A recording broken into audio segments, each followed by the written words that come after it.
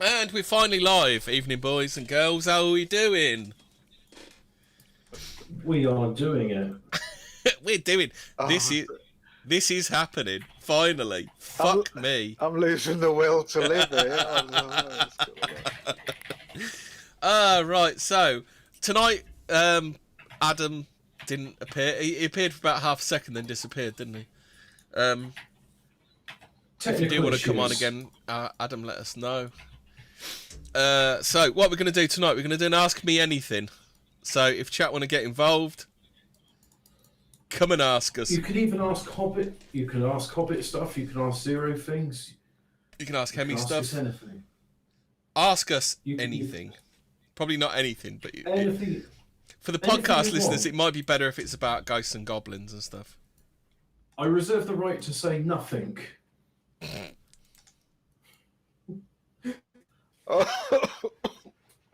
Well, don't ask us all. Don't ask us all at once, chat. Yeah. Start very with underwhelmed with the questions. Yeah. Question thing. Oh, I got a notification. All right, that's my trolling. I should. Yeah. Oh, Adam's got a question for me. He says Deltic or HST. I'd have to look up what HST is. So based on that alone, I'm going to go with Napier Deltic. Yeah. Again, thanks for that. Nobody listened to us, will you? What? He's asking a question, and that's the first one fielded. Did I not You say did specify whatever like that? ghosts and goblins, but I can't remember what that fucking site is. The one I normally get the spoopy stories from. oh, don't know. Sandwich Bar's got a question. Does your missus like goblin?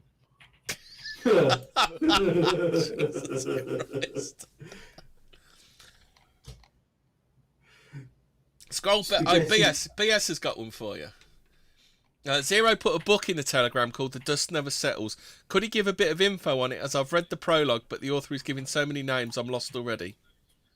Yeah, interesting guy. Robin Bryans, he was an Irish author, but he hobnobbed with the elite, and he wrote lots of weird books with a very strange like writing style, with like hard sort of not many commas and not many paragraphs and that. Yeah, I've only found the book myself. I've been searching for it for ages, and I've only just started to read it. But yeah, very interesting book. Robin Bryars, The Dust Never Settles. You can find it on archive.org, and I'd download it quickly because it tends to disappear off the internet because it was suppressed by the powers that be. But he goes into Aleister Crowley and all this strange stuff that he used to do with the Black Monk, Lord Tredegar, who had this big house and with a black magic room, like really furnished, like really elegantly and richly, and all sorts of weird stuff. Yeah, that's about all I know, really. Yeah, a strange guy, interesting book. Oh, I got another question. Oh, this is exciting. Was it? So I don't drink milk, Marco. No, I don't drink milk at all. It reminds me of semen. Oh dear. I don't drink it. No. Dissident Thought says red or brown sauce on a bacon butty. I like the brown sauce on mine. And on Levay, yeah. And on Oive. Zero. Yeah. Hemi and Zero, I think this question's filled for all of us. I mean, do you have red or brown sauce on your bacon butty? Brown, yeah. Unexplained brown. Mysteries. I found it. And Unexplained Mysteries is the one I normally get stories from. So keep talking. I think I can find. Oh yeah, Anton LaVey, interesting chap, but I find it very perplexing in that he says he's the leader of the Church of Satan, but he's an atheist who doesn't believe in Satan, and I find that a load of old tosh, really. I mean, if you're going to be to just say he's a Christ killer and be done with it. Yeah, I mean, if you're going to be a Satanist, at least believe in Satan. I mean, fucking hell, you know. Well, sorry, I'm not supposed to swear. Is that your Lenten yeah. Here's the real milk first or second. I mean, that's not even a question, is it? I don't have milk. I'm anti-milk myself. So when you have a cup of tea, you're have it vegan. black. I'm sure. I'm Yeah, convinced you yeah. have. I'm convinced you have a pewter pentagram somewhere, Zero. I'm working. I'm getting a bit worried about you, mate. I'm working for the vegan dawn. The The vegan vegan dawn is coming. The only reason I know you're not a vegan is because you don't mention it. Because when you're a vegan, isn't it some sort of law to being vegan where you have to mention it within like the first 15 seconds of meeting anybody at all? Yeah. How do you know someone's a vegan? Don't worry, they'll tell you. Yeah. No, I'm an ideological vegetarian, but like if I was on the road or whatever, and the only option was a bacon sarnie, I'd get it down me, you know, like. Because I mean, as someone else said, like, what else are chickens for? You know, Eggs. Eggs, yeah. I do eat eggs, yeah. But I mean, out of all the meats, chicken's pretty shit tier. I mean, there's much better meat available. I think chicken makes you stupid if you eat loads of chicken, because chickens are very stupid birds. And you are what you eat, which is why we eat pork. We know a certain group of people always hang around chicken shops, don't they? Yeah, well, yeah, like I say, it's kind of like, I don't think it's a good idea. How about this for a story? A lab will pay you $4,500 to get coronavirus. That's not enough money. So, yeah. I don't know, I'm tempted. Where are you on the... we spoke a bit about it earlier, so you might as well tell us your thoughts on the coronavirus. Well, I think the coronavirus is a test, so they can gather data on how an actual real pandemic will occur, so they can see, like, are the plebs going to like panic buy? Are they going to go crazy and commit suicide? And they're just gathering data at the moment for when they release the right one. Yeah, they're going to release a proper one, aren't they? Well, the Boogaloo's not a power cut and a chimp out. It's a panic buy of bog roll, and I can't think of something else that rhymes that would be funny. What if this is the real one, though, but it's not that effective because try as they might, they're not that good at making a plague? I suspect they might have like a racial virus for every single race on the planet, and maybe this is just part of it. They're just like testing it out, I think. Well, my dad always says, which I think is quite interesting, and this was even in the 90s, like, he said, oh yeah, the Jews are trying to work on a race-specific bioweapon for Arabs, but the reason they can't release it is because they're worried it'll infect them as well, because they're so genetically similar. Yeah, that's the problem, but I was thinking, like, if this so-called elite, if they do manage to, like, flood countries with other races, they're not going to. Surely they can't want to be surrounded by other races who hate them, so they're going to have these racial viruses. But I forgot to do something earlier. Anton LaVey.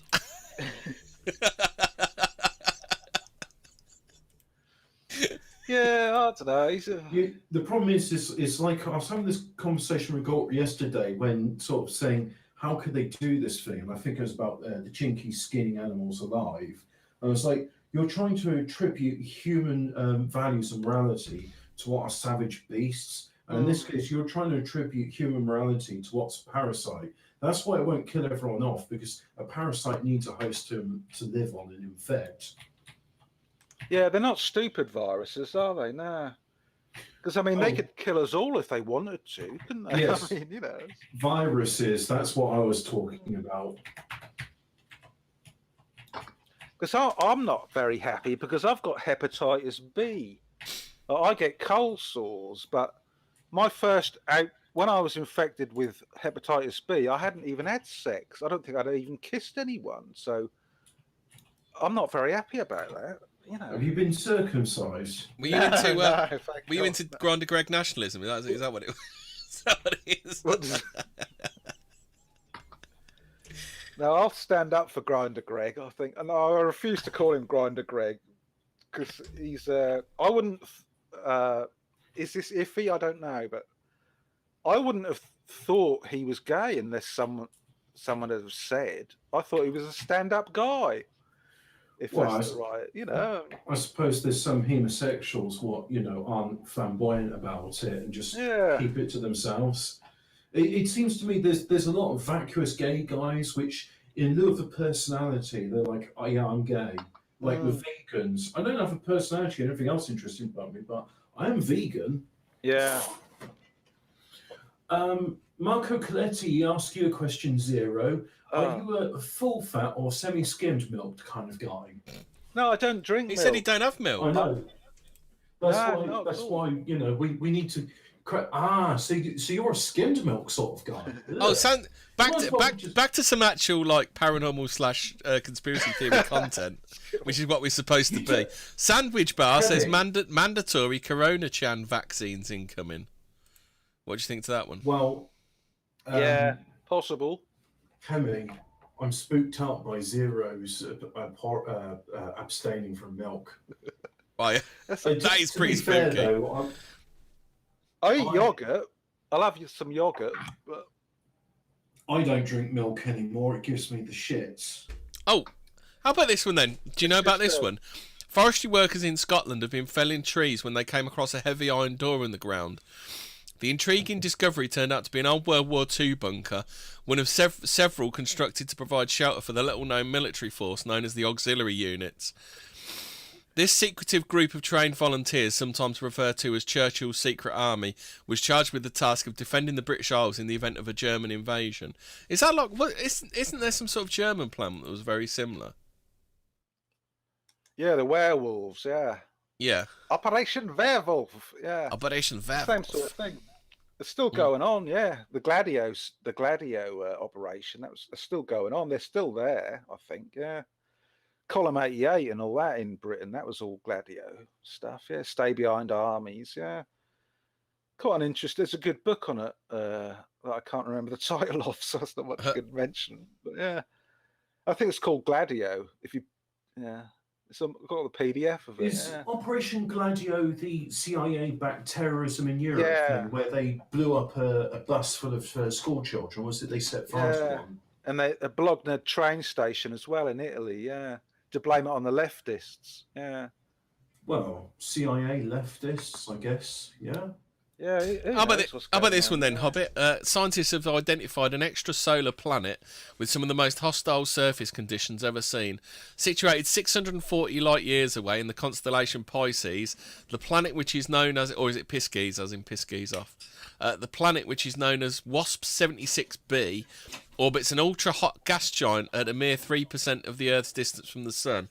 The extremely close proximity results in some truly nightmarish surface conditions, which include temperatures of up to 2,400 C, winds of 10,000 miles an hour, and rainstorms consisting of molten iron. Oh, all right, okay. I mean, they kind of like, it's sort of Venus. Someone's like, yeah, I can do better than this.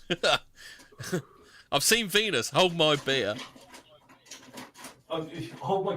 Speaking of which, I'm going to be conducting an experiment later on tonight. I've bought some Corona and I've bought some Carling, so we'll see what happens. Is that so you can say that you've been affected by Corona? I can't come into work. I've got a case of Corona. Yeah. No, Adam, I drink green tea. You don't need milk with green tea. Green tea's the stuff, I don't drink tea because the fluorine in it makes you retarded. Yeah, that's the trouble. Yeah, but if you buy like the posh green tea and you only infuse it for like a minute, you don't get many fluorides, whatever they are. Zero. Have you heard of? It tastes like piss, though. That's the trouble. you could just not drink tea and avoid it. So Zero or Hobbit. Have you heard of Alan Wilson or Baron Blackett? Yeah, and their theories on Britain's hidden history. Yeah, he claimed, or they claim, to have found the burial place of King Arthur in Wales. Yeah, but yeah, I don't know what to make of them two. Nah. Interesting videos. Are they like historical, like hidden history, or do they come up to the present day? Alternative history type guys, yeah. They've got a YouTube channel and all that, yeah. But That's the trouble with King Arthur is like he's buried in about 60 places in the UK. So it's like Like what one are you gonna Osiris. pick? Yeah, it's like who are you going to pick? Like who's the favourite sort of one? But and I don't want to be what's the word, heretical, but I'm not even sure King Arthur existed. You know, so I don't know. Well, I mean, if Arthur the Bear. Do you think he could be an amalgam character then? Something like that, I think. Yeah. What if he was a class, like the leader was called the Bear and Arthur is Bear?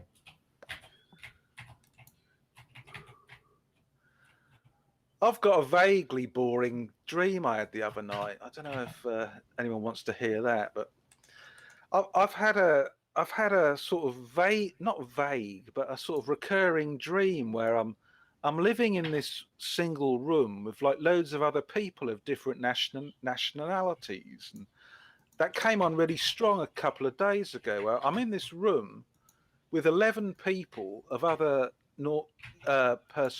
nationalities, and we were all like good people. We were all somewhat amused that we were all living together in such a small place, but we accepted it like really stoically, like on a sort of higher level. And in the dream, I said like, "Well, what the fuck is going on?" And you sort of, when you dream, you get an answer. And the answer was that this was a sort of United Nations organization on the astral plane. And like we're all psychics or alien abductees or something in that area. But after that, I was alone in the room and everyone had gone away. And I had a new Wi-Fi router and I'm trying it out for the first time. And there was a small TV with a 10-inch screen to the left. And that's what you look at when you're tuning in the sort of main stuff on the larger screen. And the thing was, this was some sort of remote viewing technology.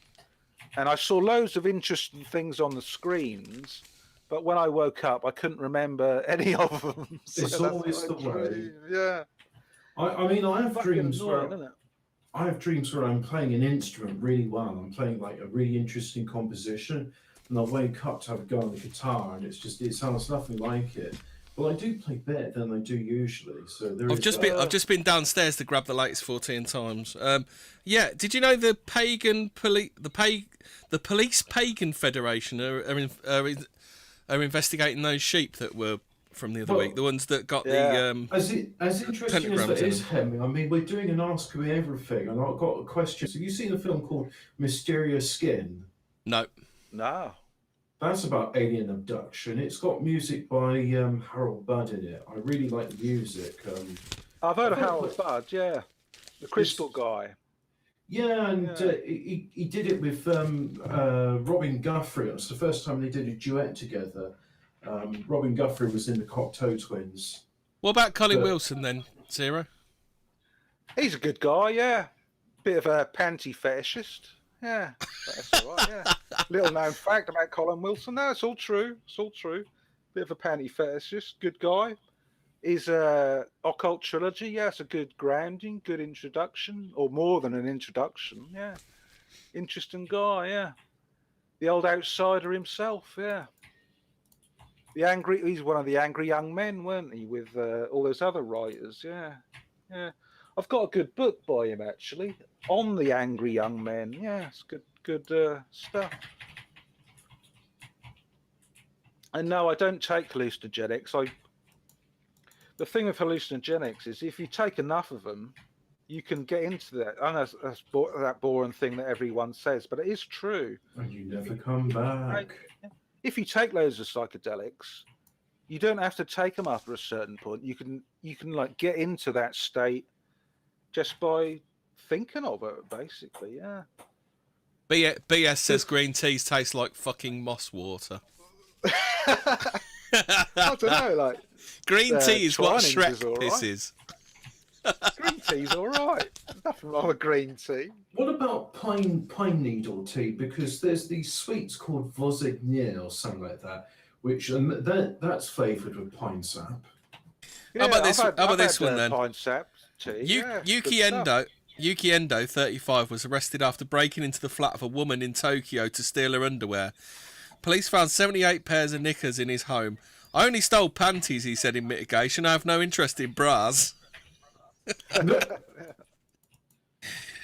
I've often wondered, or I haven't wondered, I've always wondered about that, yeah. Because Pink Floyd, their first hit was about Arnold Lane. That was about a panty stealer, yeah. Curious kind of, what would you call it? A curious perversion, really, isn't it? Yeah. Satisfying, though, I should imagine. How about this one then? Well, you wouldn't if it didn't satisfy you. Maria del Carmen Marino, 61, from Cantabria, northern Spain, gave her neighbour a box of sex toys for safekeeping, but was arrested after the neighbour noticed an awful smell on 28th of September, coming from a decomposing head wrapped in plastic identified belonging to Jesus Maria Baranda, 67. Del Carmen's partner of 7 years, reported missing in February. Marino denied involvement. Someone left Jesus' head on the doorstep and I kept it as it was the only memento I had of him, she told police. I just read something interesting in the chat. Anglers Patricia says, anybody here familiar with the Order of Nine Angles? BS said, associated with combat and all that. Angler says, hope not hate proper went after them in their yearly report. Encourage their members to join the army and police so they could kill, sacrifice legally. Yeah, I'm aware. Is that like Anton LaVey levels of Nazi Satanism? Is it? I have to say the order. I would say the Order of Nine Angles are cool because they show up the Anton Oivade lot as the pussies which they are. Because I think if you're going to be a Satanist, be a proper Satanist. You don't have like a bloody answer phone and a regular magazine that anyone with the money can buy. You know. I think the true abortion, the true Satanists are the ones working as abortionists or in the ATF to kill dogs. Definitely, yeah. I mean, who wants to kill dogs for a living? Because that seems the ATF, the Bureau of shoot your dogs, and you got some alcohol, we'll shoot your dog. Wine Dark Sea said, I wondered if they were CIA type thing like the Atomwaffen. Most probably, aren't that's they? The thing. That's once the they thing get notorious, they are, aren't they? Well, it was set up as a kind of honey trap to draw occult type people into the neo-Nazi scene because they wanted to set up a kind of neo-Nazi commune, because the trouble with the ONA, or not the trouble, or you could say the trouble, because it went through like several different phases where the original ONA in the 1990s were a pretty hardcore, serious bunch of people. But of course, when the internet appears, you get all these people who say they're the ONA because they've read a few websites, and then it goes to pot, that sort of thing. But still interesting stuff. Very interesting practices like the insight roles, where for 6 months or a year you adopt a role which is the complete opposite of what you'd normally do. So, like, if you're an anarchist, you join the police for a year, and just to see what you're made of, kind of thing. Well, you need to see what you're up against, don't you? But the only trouble with that is that if you start taking on different personalities and different roles, you can end up in very weird psychological states where you're not anything. Like if you can like adopt a role. Yeah. Well, that's what happens to the character in ID, isn't it? He kind of dissolves, doesn't he? He doesn't actually know what he is anymore, does he? That's the trouble with chaos magic as well. Like if you're like adopting these different personas and gods all the time, at a certain point you start to wonder that you're just nothing. You're just this nothingness with no innate sort of soul, and that's when it probably gets rather depressing, I would think. But at least the ONA are what they say they are. They're not like faggots, you know. So yeah, good on them, I say. You know. End of the show. You said the word which gets the Zuck even more than the N-word. What's that? Oh, you know, Mr. Brain's famous pork faggots. Oh, The right. North West Country Tree. Oh, right. Did I say faggot? Oh, no, I'm a bit drunk. Yeah. I didn't mean... But of course, you were thinking about your favourite soft delectable pork meal. I do like pork faggots, especially with gravy. How about this one then? A man in his 60s decorating his bathroom in Matane Court near Epinal, eastern France, slipped and got his head stuck in a stepladder for 5 days. He was still conscious when medics turned up, having been alerted by his sister who visited him on the 23rd of August. His head trapped between 2 rungs swelled during the ordeal and he was unable to reach his phone. He was severely dehydrated. Poor sod. Crowley's come up. Crowley. I think Crowley, the ONA, all these people, all these groups are interesting. Obsessed. But it's just like, the thing is, like, if you're going to join an occult group, you've got no idea what their real intent is or what their real goals are. So you join it at the bottom level, and as all these sort of like occultists turned Christians say, it all goes a bit weird because, I think if I was going to join an occult group, I want to know, what the hell are you doing? Like, what's the secret, or what's your actual goal? I don't want to be some bozo, sort of some pawn of someone else's game, Because Crowley was an arch trickster, and he put strange little bits in his rituals where you do the ritual and you think you're conjuring up something where you're actually conjuring up something else, because Crowley made a pact with these entities before he wrote his grimoire, Magic in Theory and Practice. Dietrich says, am I hidden? It's like, no, you're just German. Yeah. What's the occult group behind Churchill? What's this? Don't know. I've heard some weird things about Churchill. I might write an article on it, though. Because we hear plenty about the Thule Society, Thule Society. Yeah. But I don't hear anything about the Churchills. What's the word? Druids and other occultists that were helping him out. Well, Churchill was definitely a Druid. He was definitely a Freemason, so he knew a thing or two, I should imagine. And his granddaughter, Arabella, co-founded the original Glastonbury Festival. And Is that so? Yeah, and the original Glastonbury Festival, that wasn't all about music. That was all about Earth mysteries and UFOs and things like that. So, well, that makes sense considering that what Glastonbury, the town itself, is like. Oh. And one thing I get curious with that, oh no, sorry, it's a tangent. I was just going to say, do you think they got any Druid circles in Blenheim Palace? Because that's where Churchill was born. That's why he was made a Druid as well. Yeah. Didn't his family used to own? Yeah. Didn't his family used to own Blenheim Palace or something?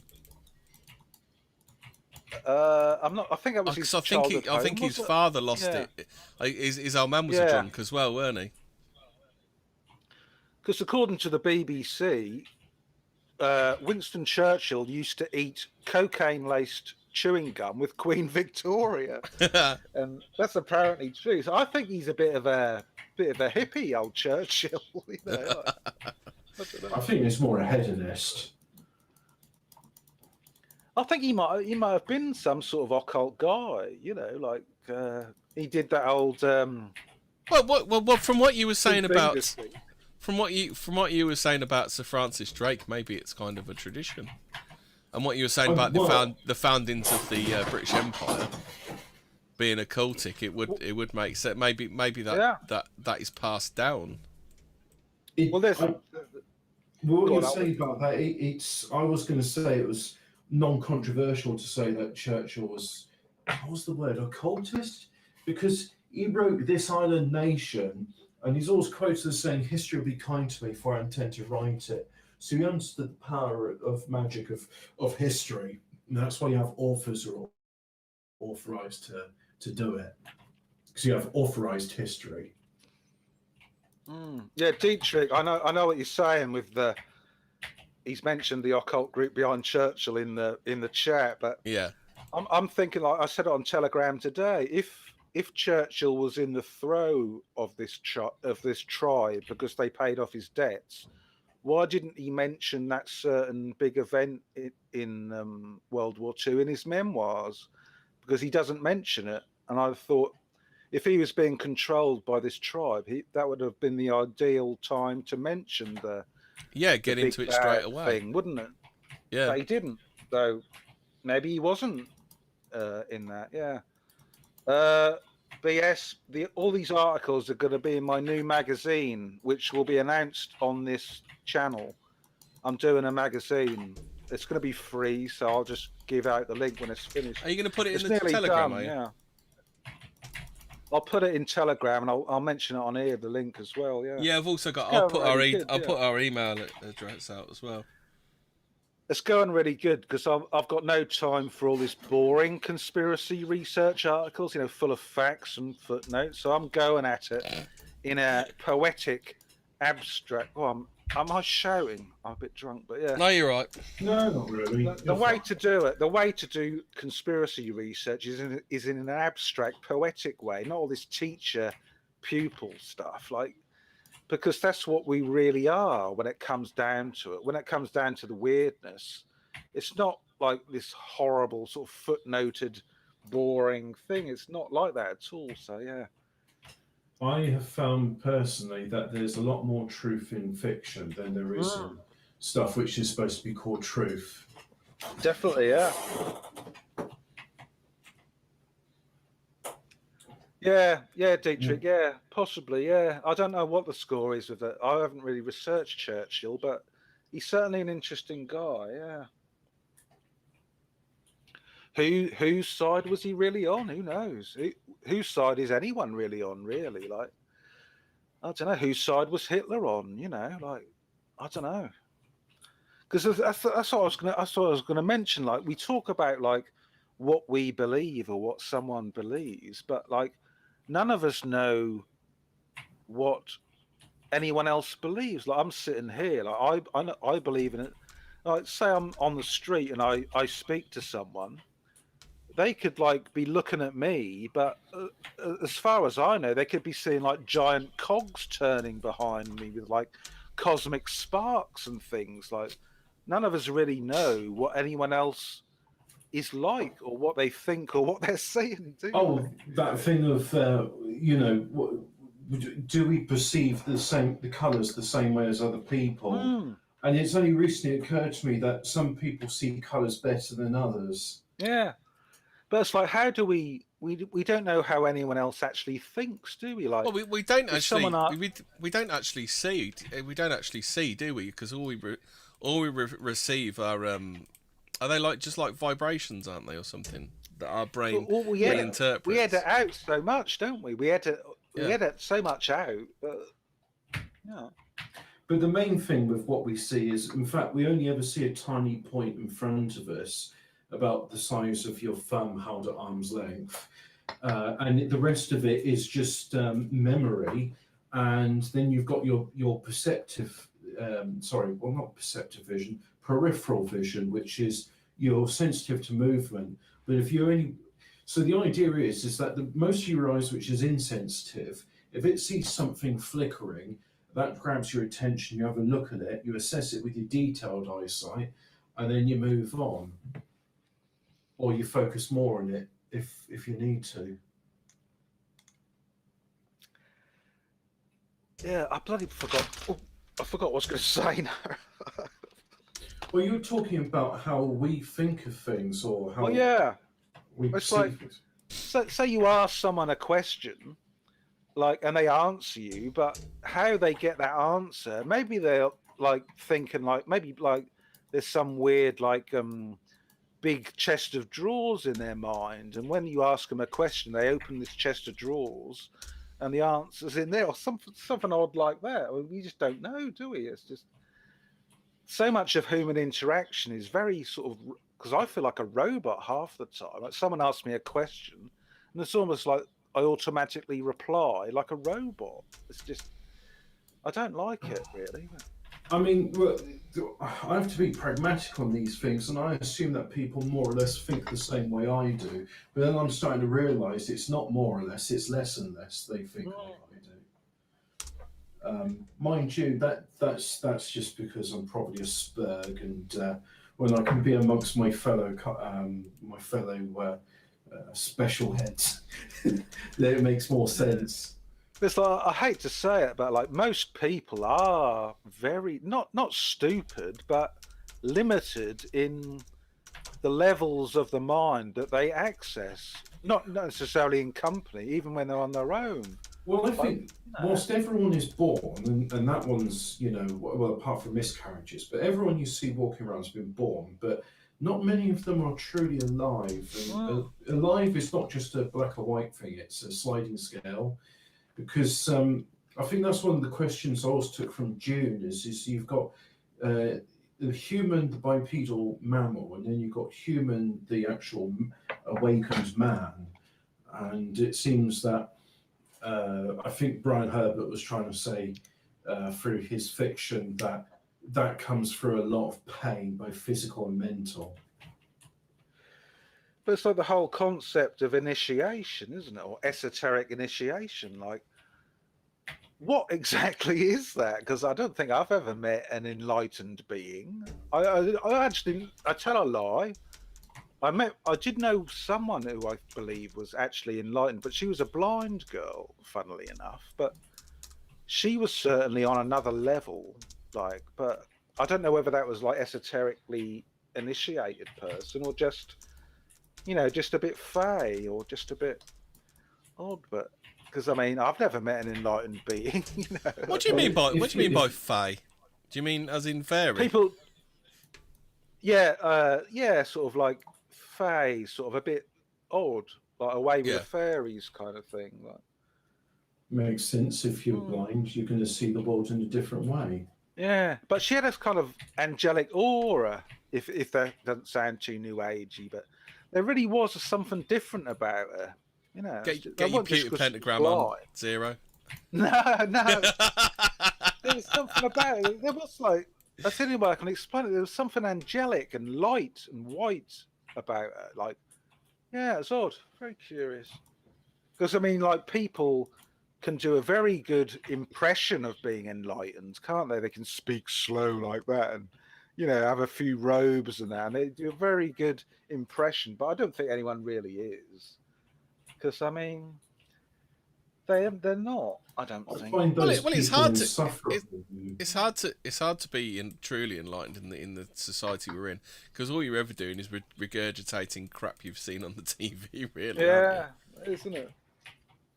I think that's why I find these people insufferable, because I suppose they're able to pull the white wool over most people's eyes, but here I go, but they just look fake to me. But they do, though. I mean, deep down inside, there's just, people talk about seeing auras. I don't see auras, but I certainly feel when someone's fake. Yeah. It's repulsive, isn't it? I mean, I've met like guru type people and they repulse me. Did I tell you about the first time I saw Tony Blair in 1993?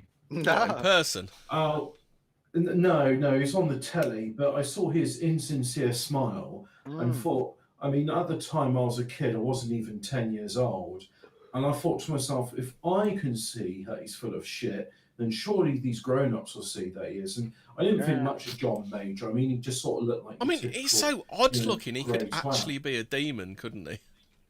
What, Tony Blair? Yeah. Implying that he isn't a demon. B. Liar could actually be a demon. If someone told me he was a demon, I would be surprised in the least. Well, He just looks demonic, doesn't he? Tony Blair, yeah, Belial, yeah. But he's part of the tribe. He went to vet school, didn't he, in Scotland, where all the nonce stuff went on. And I think Prince Philip went there as well. Or I might be wrong in that. But how about Andy? Did Andy go there? In society. You know the Fabian Society? Yeah. Wolf in sheep's clothing is their logo. Sorry. Fake liberalists, like with a liberal sheen, but they're actually Satanists. Yeah, just like really evil people. Yeah. Yeah, but they all are. Everyone in power is part of this satanic cult, aren't they? I think. Well, Well, if you're not at the if they're not, start, they get blackmailed into it. or they're They might tossed not out. be fully signed up, but they are part of it. They might not be fully signed up baby rapers, but I think they are part of it. They're given the talk, say, or they're given the, they're told what the score is. Who was that? Who was that politician? He said the only thing that can stop me now is a live boy or a dead girl. Do you remember that one? Oh, Yeah, dear. who was that? Yeah. I can't remember who it was. Was that Edward Heath? No. No, I think he's surrounded by dead boys, isn't he? Am I allowed to say that it's not allegedly in that case, or is it still allegedly? It is allegedly. I don't think you have to with dead people, but you might as well say it's allegedly, and just in case. Because allegedly, David Icke was talking about all the nonsense he'd do, and then it was in a yacht in international waters, so he'd throw out the corpses afterwards. Yeah, I wouldn't be surprised at all. I mean, look what happened to what's his name? He signed us into the EU as well, did Edward Heath? Yeah.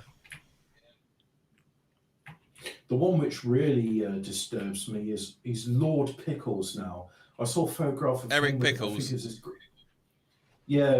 with his grandson, and they're both as fat as one another. And when I see like someone who's not even 20 years old that fucking fat, it's like, yeah, that's child abuse. Yeah. It seems very popular, doesn't it, amongst this clique? But I don't think it is. I think. Do you think that's why might be? Do you think that's why the police and the BBC are so blasé to it? I think that might be like. I know it goes on, but I think a lot of it might be sort of another side where we latch on to that, but it's not the real reason they do it. That's not the real reason they're doing it. I don't think. Is there anyone in a position of power which isn't a child fucker? I don't know whether they're like. I don't think they're actual paedophiles. I think I'd like to think that it's a very small percentage child rapists. Do it, but I don't think that's the real reason, though. They're not doing it just to blackmail people to control them. I think there's another reason why they're doing it. I think there might be something to do with the child's ability to get onto the astral plane, kind of thing, and see these other realms. It's about harvesting the child's energy. Yeah. I think maybe they use the children as crystal balls, kind of thing, as a method so they can communicate. Well, there's also on the other side. Well, it also could be. Is it the organ? What's the energy they get from children? Is it the organ energy? Is it? Is it organ energy? They certainly get something from them, don't they?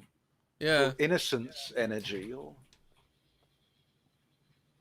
because I mean, like in the occult.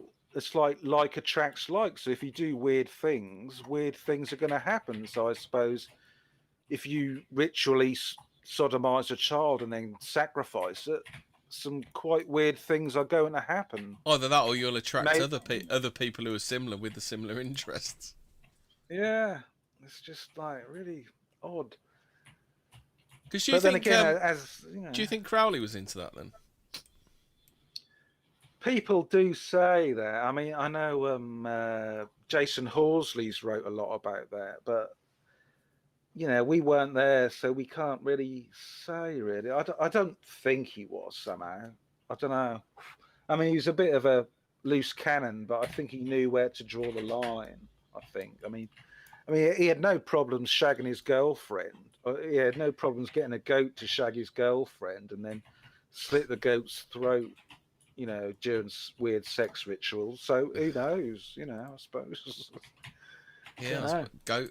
I suppose it's not much of a leap to just do something that if you can do that to a goat, and you can do it to anything, can't you? Yeah, but I just don't see the point in it. I don't see why one would have to do that to get something. I mean, if you want to contact like weird non-human entities, you don't have to rape children to do it. You can just do it anyway. I mean, they're always there. They're always calling us, as Crowley said. He said. Well, I think it's sort of two things. It's not just the esoteric, contacting And I think by doing certain things, you summon certain demons. I think it's also a case of, like, I've seen these things where they're talking about the mafia saying, oh, yeah, you have to kill someone, and that way you've got mutual blackmail so they can trust you. And I think in the case of, because let's face it, these are mafia, but they're just sort of on a higher level. If you murder a child after raping them, and you're doing that whilst all of your, the people you want to associate with are watching you, then you've got mutual dirt on each other. Yeah. Mutually assured destruction. But that's what I wonder about these pedos like Jeffrey Epstein getting topped, and Ghislaine Maxwell managing to. Where is she at now? Is she in Israel? Yeah, apparently, yeah. In a safe house in Israel, yeah. Well, yeah, Israel, the safe house, the state of a safe house. Well, she hasn't appeared in any courtroom lately, has she? No, she's definitely been whisked away. Not likely to either. I think Oh, Andy will appear in a courtroom before she does, won't he?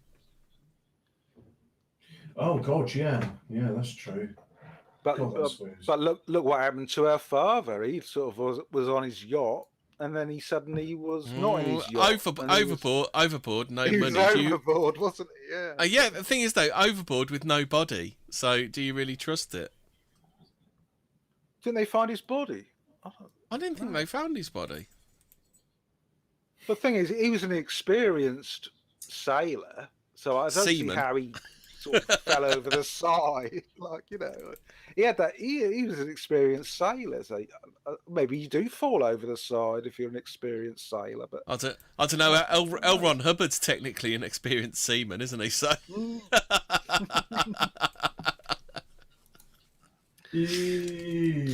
It's very suspicious, put it that way. But I don't know what, because I mean, he must have had some dirt on people, mustn't he, Maxwell? So maybe he was threatening to spill the beans. I don't know. But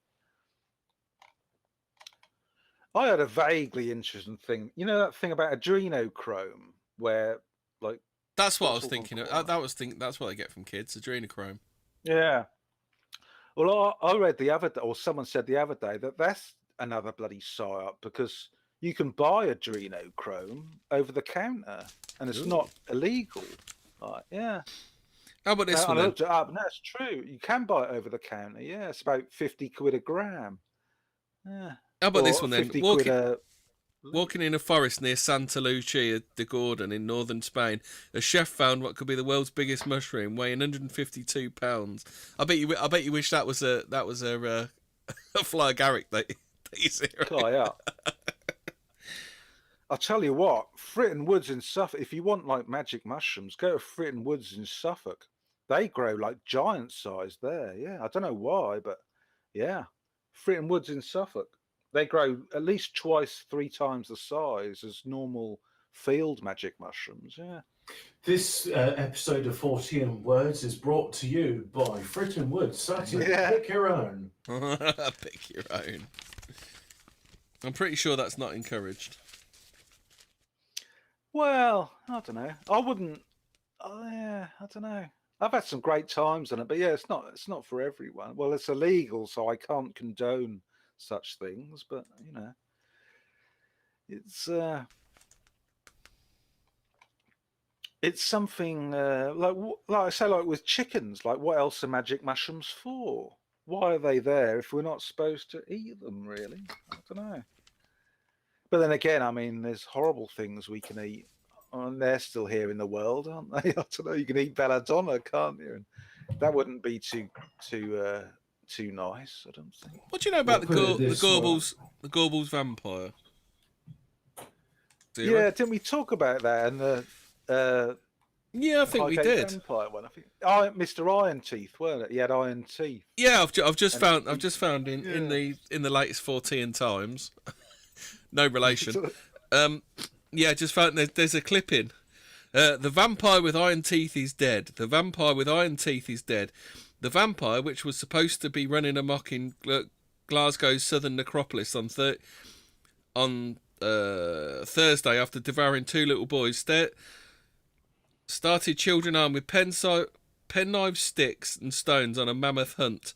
They swarmed over the 7-foot-high wall and started searching the cemetery. The rumours swept through the Hutchinstown district of Glasgow with amazing speed. Police were called out. Lurid comics and a horror film are blamed with starting the scare, but last night was all quiet at the necropolis. Youngsters who swarmed the surrounding streets guiltily laughed at the idea of a vampire. So this is from September the 26th, 1954. Yeah, the Great Vampire Hunt. Yeah. Apparently, what it was, they were all kids, but they were all under the age of criminal responsibility, so they got away with it. Yeah, it's weird. Yeah, a similar thing happened in Liverpool in the 60s, where apparently like loads of like leprechauns were seen in Liverpool. And that was like the big leprechaun hunt, and loads of the Liverpool kids were like running around hunting the leprechauns. I think it had something to do with the Beatles or something, that the Beatles were going to play, and then someone saw a leprechaun on stage or something. And yeah, very weird, very weird. Dietrich keeps going on about Mountbatten with little boys. What do you think to that one? Yeah, they're all at it, isn't they? Like I say, Prince Philip and like. They all went to that nonce school, didn't they, in Scotland? And that, yeah. The Yanks seem to be quite big on that Mountbatten stuff at the moment, because it's cause they're trying to take down any kind of like anything to do with the British Empire, aren't they? Yeah. Well, to be fair, I mean, they are at it, aren't they? I mean, it's all that public school stuff, isn't it? I mean, do you think they've always been at it, or do you think it's a recent thing? I think that like parents encouraged it. Parents knew what was going on, and they sent them there anyway, because it made a man of you, didn't it? Like being bummed and sort of like being whipped by wet towels. Well, there's always been the rumours about public school, hasn't there? So yeah. Oh, it did go on. Yeah, definitely. Well, they reckon Mountbatten was fiddling kids in Malaysia or something. Dietrich was saying. Yeah. Who knows? Yeah, don't know. Law of Averages says it's possible, but I don't know. There's a lot of muckraking over the Empire now, isn't there? Where they're trying to make out everyone was gay or paedophile, isn't there as well? So I've read a lot of the British soldiers in India were into corsets. That was like a thing, like, and that's apparently true, that they were into sort of wearing corsets under their army gear. Yeah. Weren't they also I don't know what's going on there? Weren't they also banned from bringing home brown wives? Weren't they as well? Because it was quite a thing. Yeah, it did go on. There was intermixing that went on there. Yeah, but they did some pretty nasty stuff over there as well. I mean, I've read accounts where they sort of tied Muslims to trees and force-fed them pork and stuff, to get them to talk and that. And yes, that's a pretty lawless. Well, we were the law, weren't we? So what we said went. So yeah, it's like, yeah. But again, with that's when you get the demons coming in, isn't it? When you start getting a bit crazy like that. So who knows? And then you got the entities that were originally there in India. Probably there's a bit of a clash there, and yeah, Christ. Yeah, well, because there's no real, because I've usually find like the decent rumours have been about for a long while. I don't know about these Mountbatten things because they all seem fairly new. There was definitely an occult group behind all that. I mean, it's the whole School of Night, isn't it? That supposed group called the School of Night from the 16th century with John Dee and all that. They apparently were an occult group, sort of, who got together and thought, I don't know, a good idea. Let's start the British Empire, and we can get the entities on our side, and we can do it. And that's what we did, weren't it? I mean, this tiny little country, we did conquer quite a large amount of the world, and I would imagine that you'd have to have some kind of non-human, whatever you want to call it, occult help to give you that edge to do something like that. Or maybe they just did it through brute force, but I don't know. I don't know. I suppose they could have stamped their own will on the world. I don't know. It's you got like weird, isn't it? Queen Elizabeth I, the Fairy Queen, and she's called the Fairy Queen not just from that famous Edmund Spenser poem. She did believe she was the Fairy Queen, like in contact with these entities, and it's all very strange. Yeah. Of course, now it's all materialist, it's all Meghan Markle materialist. Oh, look at all the jewels we've got. But it certainly wasn't back in whenever that was, the 16th century. That was occult. Like, well, the other reason the other reason I was thinking about Mountbatten being smeared, it could have been the Irish doing it, because obviously they want to let the IRA off the hook, don't they? Yeah, it's just that's the problem. Is when you drill down into a lot of this stuff, that most of it does seem to be people with an axe to grind that are doing it, don't they? Yeah, but the thing is, why are they doing it? And are they doing it because, like, if they were in contact with, say, non-human entities, and a lot of these entities do demand sacrifices, so that would explain all this sort of like pretty hardcore bloodshed that has gone on, that we instigated, and we're sort of maybe not reaping the karma at the moment, but it's possibly we are. Got it. Yeah, it's just odd, but.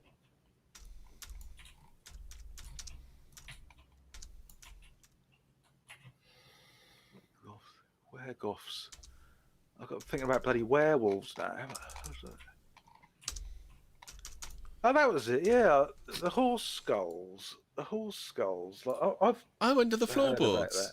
Yeah, that was interesting. Horse skulls under the floorboards. Yeah, what's going on there? Yeah, people say they did it. People have like done renovations in these old houses. It weren't George. Sorry, hold on a sec. It weren't King George that only spoke German. It was the George III, weren't it? Because he was the one that went mad and had blue piss, didn't he? I know one of them had that was Prince Albert, who had the sort of thing through his dick, wasn't it? Where the Prince Albert piercing comes from. That's not him, is it? No. Hobbit refused to believe that. Was it you, Hobbit, that refused to believe that the Prince Albert piercing is a thing?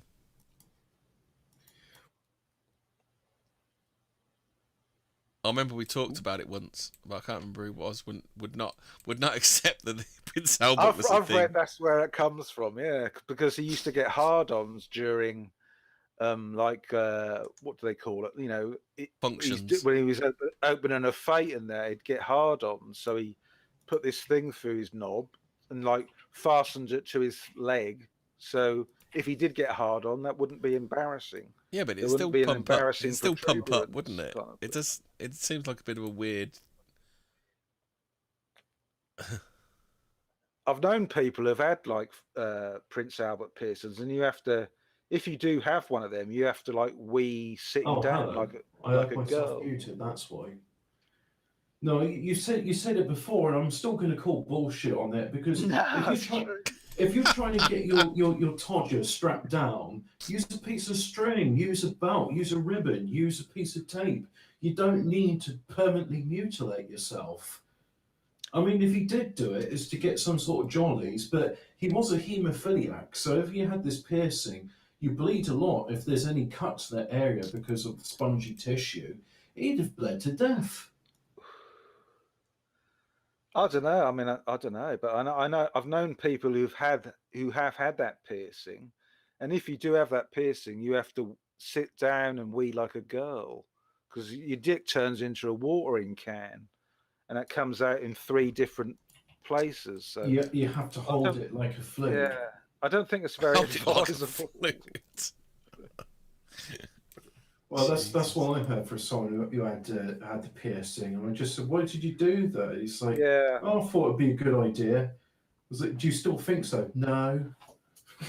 It's like things like nipple piercings. Just seems like it's just going to get in the way, isn't it? I mean, why bother? I mean, it's not. It's just sort of. Well, they do it because they're told to do it, aren't they? It's like you've got to have it done to fit into our subculture or whatever. God knows, but I just keep thinking of Bill in that thing called The Gift. That you've seen that documentary, and he's got a nipple piercing and a tattoo on his breast, which looks like a bull. So it looks like the bull's got a nose ring. Oh yeah, that's the thing. Like people do actually have nose piercings, don't they? They're just turning themselves into cows, aren't they? Like a nose piercing. I mean, that's what you tethered your cow to the post, didn't you, with the nose ring?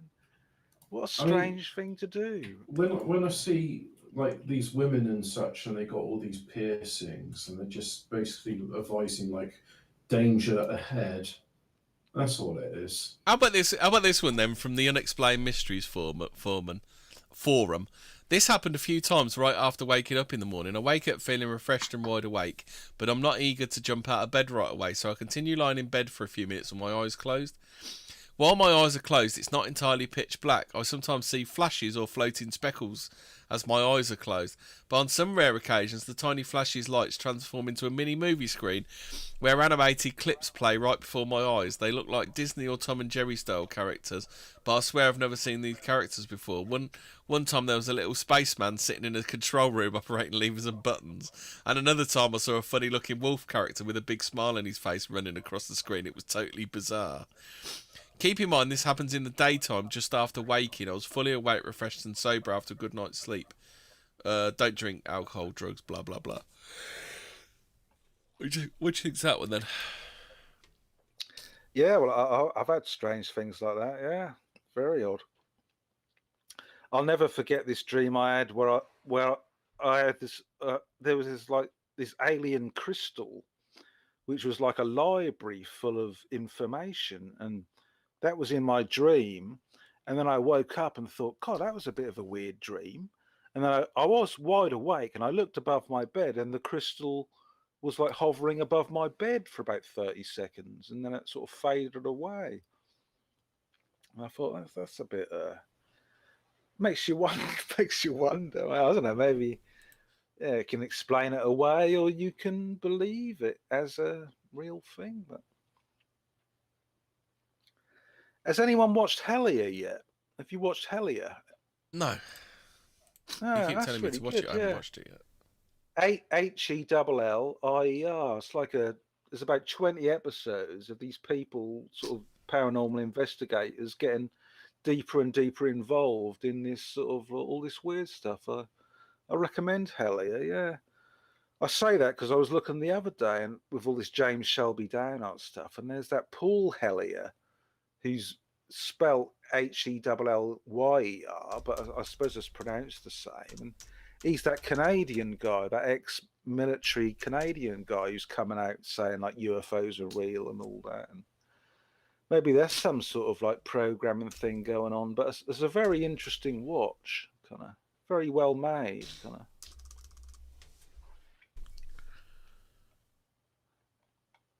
They call that sort of stuff, was it Project Disclosure? Yeah. I mean, these creatures have been around since time immemorial, and our ancestors would have known them by different names. So that's my thing on it. Yeah, like they go on about this Project Disclosure, but like you said, the aliens have been disclosing their presence to us for centuries. Yeah, it's like it's no big secret. But I mean, God, I can't talk about it now. It's just too much. But yeah, I mean, I was well into UFOs and all that, and I've had experiences, and yeah, I don't know, but I don't know. I mean, was it real? Was it just me not making it up? Well, obviously, you could say I was making it up, but I certainly experienced things, and yeah, it's a very tricky area because it's so slippery. You think you've got hold of it and then it dissipates. Then you start questioning yourself, like, am I just being a prat, like making it up and that? But I don't think so. No, I don't think so at all. I've told you about my LARM experience, haven't I? That the Aleister Crowley LARM entity that looks like the grey alien. Yeah. No, I don't think. No, I don't think you've said that one on stream. Ah, yeah. You know that LARM entity that Aleister Crowley contacted, I think in 1913, and it looks very much like the alien greys, but obviously he contacted it like years before that became famous, and that was the big thing back in the 90s to sort of contact this LARM entity. So I thought, well, yeah, I'm going to contact LARM. So I did do it very, what's the word? I did it very properly. I made a sort of altar to LARM, and I sort of pushed out the idea that I wanted to contact LARM. And I was walking a few days after that. I was walking home with my shopping in these carrier bags, and I walked past Bangor train station, and there was this person there was this person in the shadows at the entrance to Bangor train station. And train stations are very liminal places anyway. I think all sorts of weird stuff goes on in train stations because, like I say, they're liminal places where like it's not really there, is everyone's either going somewhere or coming from somewhere, and they're very sort of strange places. And anyway, this person said, like, do you know where so and so road is? And just that in that instant, I thought, like, you don't want to know where so and so road is. You're just asking me this to get my attention. And so I said, like, well, no, I don't know where that road is. And as I looked closer, I noticed that this person was like a 40-year-old, say 40s, slightly overweight woman, but she had this beard. She was like a bearded lady with like a long beard. And we sort of had this sort of strange exchange. And then I sort of walked home in a trance that lasted for a couple of days. And I think that was something to do with me messing around trying to contact LARM. That was some kind of... I mean, you had to have been there, but, you know, it's the sort of strange things that happen when you do this sort of thing. Because I've been having a semi-argument with someone on YouTube talking about telekinesis, where this guy was saying, like, well, telekinesis doesn't exist. And I said, are you serious? Like, telekinesis happens every day. I mean, what do you think poltergeist activity is? That's like things moving of their own accord with no one touching it. And I was going to say, do you get telekinesis in your dreams? Because the only time I have experienced telekinesis is when I'm dreaming, and I think I figured it out. It's like if I want to get an object to me, or if I want to move in the dream. Well, if I move, I'm sort of gliding and floating about.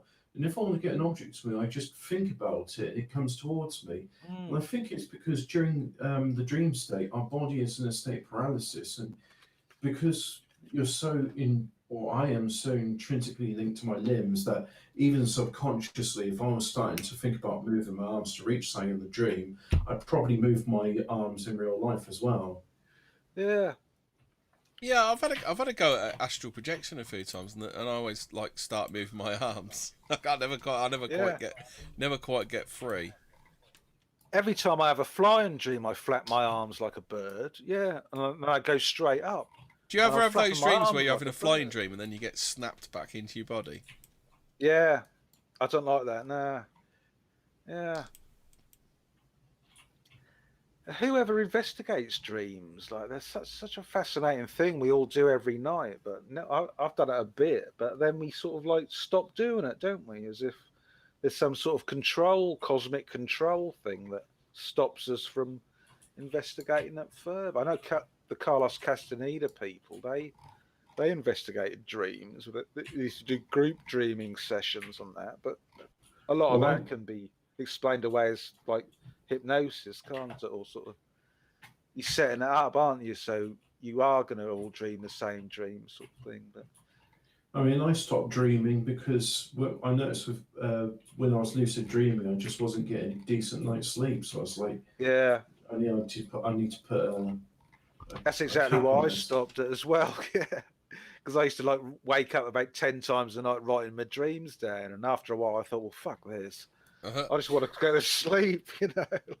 Do you know, I've got a dream archive, and I don't know where I put it, but it was like recordings of all my dreams. And of course, as I woke up in the morning, my vocal fry was very bad. But it was just me just mumbling into my phone about what the dreams were about. Do you ever get like download dreams where like you're dreaming and you get all this like information just seems to stream into your head? But I've had that a few times, but I think like, well, what? There's no way I'm going to remember all this when I wake up, and I don't know what's going on there. No, that See, doesn't really happen. you ever had days, you know when you like having a crap or something the first thing in the morning, then you're thinking and you've invented the cure for cancer or something, and 2 minutes later you can't remember it. Yeah. You have something really, really deep and life changing, don't you? And then 2 minutes later you can't even remember it, can you? Oh, you just reminded me what I had the epiphany about. They keep saying that back in the old days, your life expectancy was 45 and people keep dying in all these bad ways, and that's why the modern world's much better and safer. And I thought to myself, what if it's just that those are the ones we find because they're in the shallow graves, therefore it's an easy archaeological dig. And that's what you get when all the bodies you can find point to like violent deaths in mid-40s or 30s or whatever. But actually, most of the people, you can't find them because they're either buried in deep underground barrows or they're cremated. So you never see the corpses of people who died peacefully because they're not in shallow graves. Just someone asked the question too about Steiner. Do you know who Steiner is? Yeah. There's a Steiner skill near me. Yeah, it's kind of interesting. Steiner. Yeah. That's where all the middle class hippies send their children and that. Yeah. Steiner. No, I don't think he's one of them. Is he a German? Oh yeah, he's a sort of he's one of those German ones with that sort of name. But yeah, I think he was Rudolf sort of Steiner. like, What do you think about Rudolf Steiner yeah. as a cultic school of Western/Christian thought? Well, there's apparently a cult of like Steiner schools where the teachers teach the children, but at the end of the day, they all get together and do these meditations and that. And I think it's something to do with like organic gardening as well. They've got some sort of, he was into like organic gardening or sort of esoteric gardening, some sort of, I think I remember something to do with. He was probably into uphill gardening, am I right? Yeah. If it's copper rods placed in the ground, that's full of orgone energy. Yeah, something like that, yeah. To sort of make the plants grow better, yeah. Sort of interesting stuff, yeah. I'll tell I've never asked you, Zero. What shape do you think the world is? Yeah, it's tricky. Are you a regular sphere, Kirk? Are you a hollow Earth or are you a flat Earth? I'd love to believe. Like, I was thinking about that the other night. Like, what is at the center of the Earth? No one's been there, have they? Yeah. Like, I quite like some of the ideological underpinnings of flat Earth. You know that it's all designed to make us not feel, but the whole thing is designed to make us think that we're a random bunch of particles that just somehow managed to get slapped together, spinning on a ball of mud that's just swinging through the universe at 1,000 miles an hour randomly. Whereas the flat Earth is the part of that flat Earth thing is that the spherical globe stuff is there to get us further away from God and realising our place in the universe. But the trouble with the flat Earth theory is that if you went to the edge of the flat Earth, you'd fall off, wouldn't you? You can't, because Antarctica's the edge. Yeah, do you not know how the flat Earth's set out, Zero? That does my head in. Right. So if the Earth was flat, what it is, you've got the North Pole is in the middle, and then the Earth is spread out, and then our Antarctica is the edge. That's why people aren't allowed to go to. That's why not just anybody can go to Antarctica. Surely you'd fall off the edge still, though, wouldn't you? Well, that's where it goes into kind of other stuff. I mean, some of the more esoteric flat earthers think we're just one Earth, and there's a big like row of Earths all over the. We're one of many Earths. Well, some of the flat earthers, they say there's a big glass dome above the flat Earth bit, isn't it? And like everything we see is like we're all stuck in this big greenhouse. Yeah. And everything else is just like a projection. Maybe they project it onto the glass dome. It'd explain why NASA is so useless, wouldn't it? I mean, there has to be some sort of explanation as to why NASA is so hopeless, wasn't there? There's certainly something going on with outer space. Well, NASA's useless now because all the Nazi scientists are dead. Operation Paperclip was a success. Are you suggesting it might be something linked to the events of the film Hidden Figures?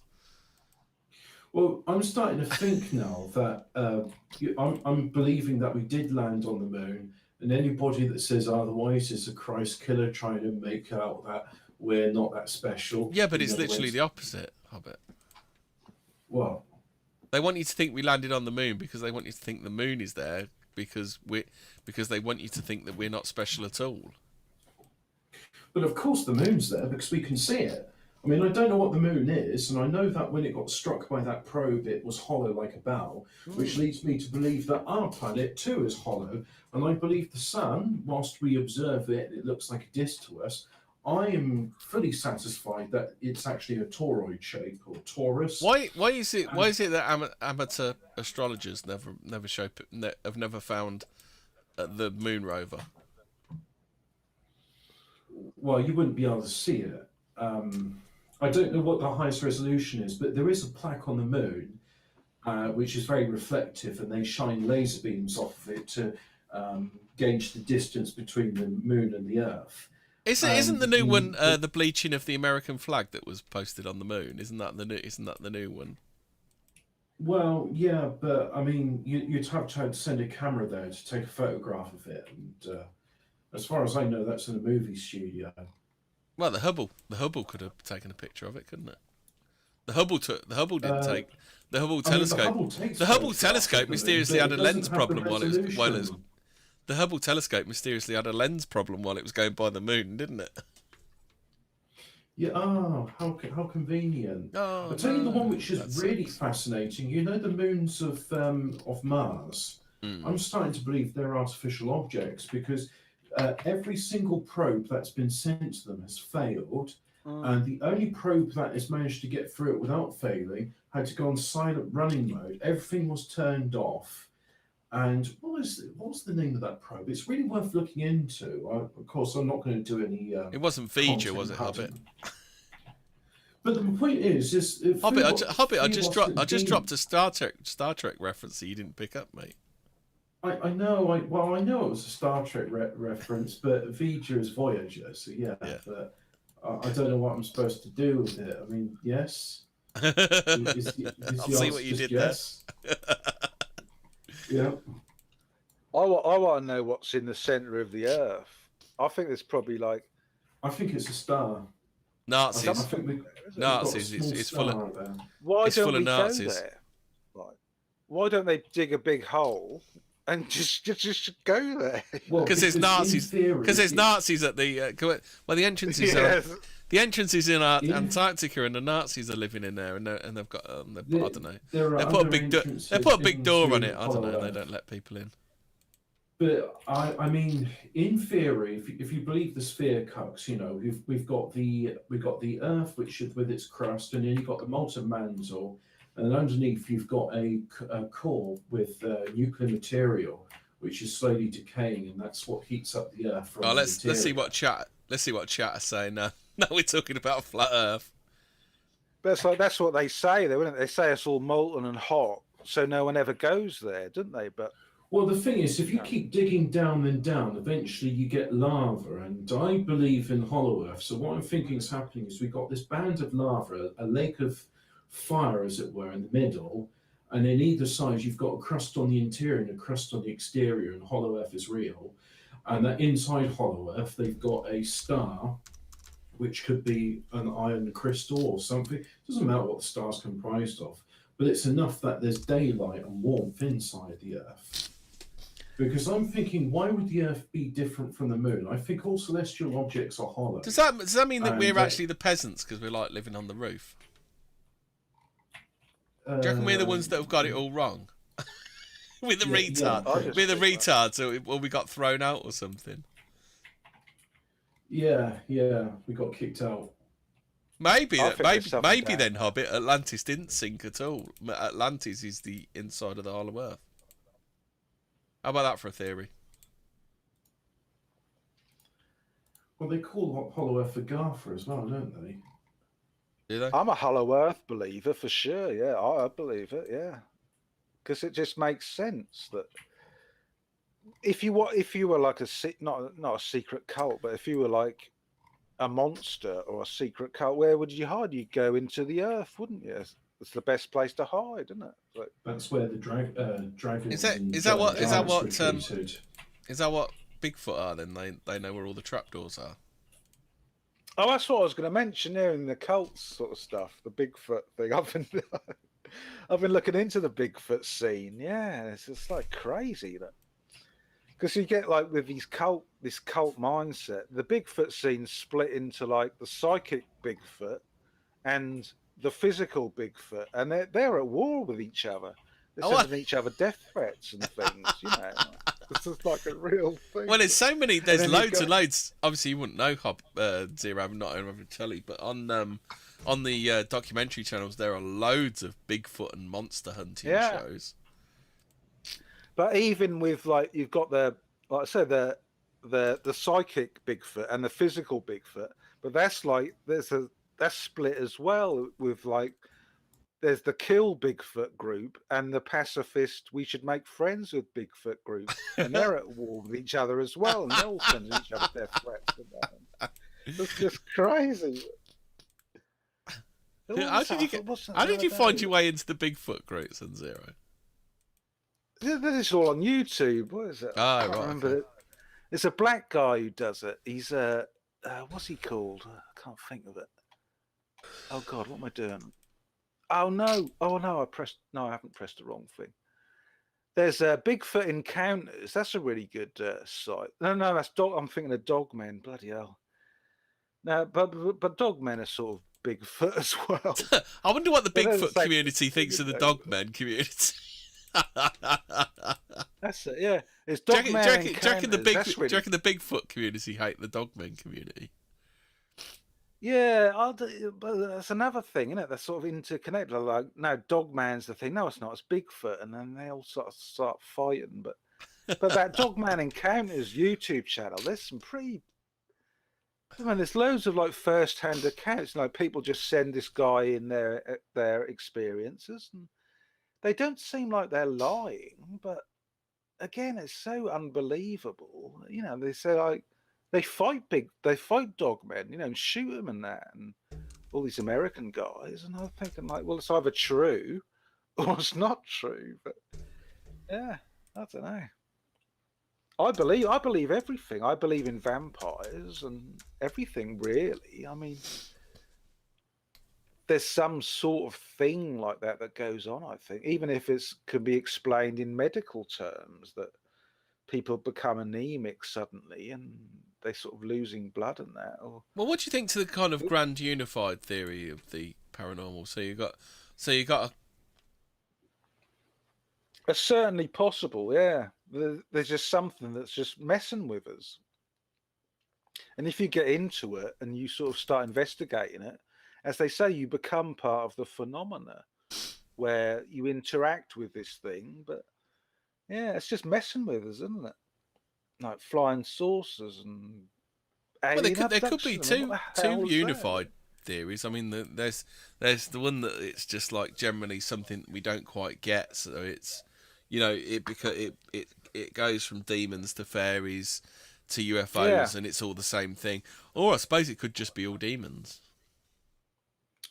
Well, that's a sort of unified theory, you know, it's all demons. Yeah, just taking different, appearing in different guises to different people.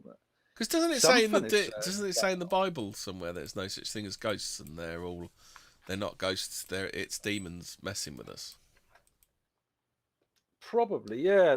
That does frown upon contacting the dead, doesn't it? The Bible, in certain passages, because they have all sort of deceiving demons. But then you got to ask, well, what is a demon? You know, it's like most demons, I think, are just disembodied human spirits who just mess with us, like yobbos. They're like yobbo spirits, you know, just get off on like hassling people, don't they? Because there's a laugh, isn't it? So, you know, it's like the older brother, sort of like when all the young girls are doing a Ouija board, the older brother does something to freak them out, isn't it? And I think something like that's just sort of going on. But it's no joke, though. At the same time, it's no joke, demons. Yeah, because Rosemary Ellen Guiley talks about the gin. She's quite into the gin now, isn't she? Yeah. Not drinking it, talking about the spirit.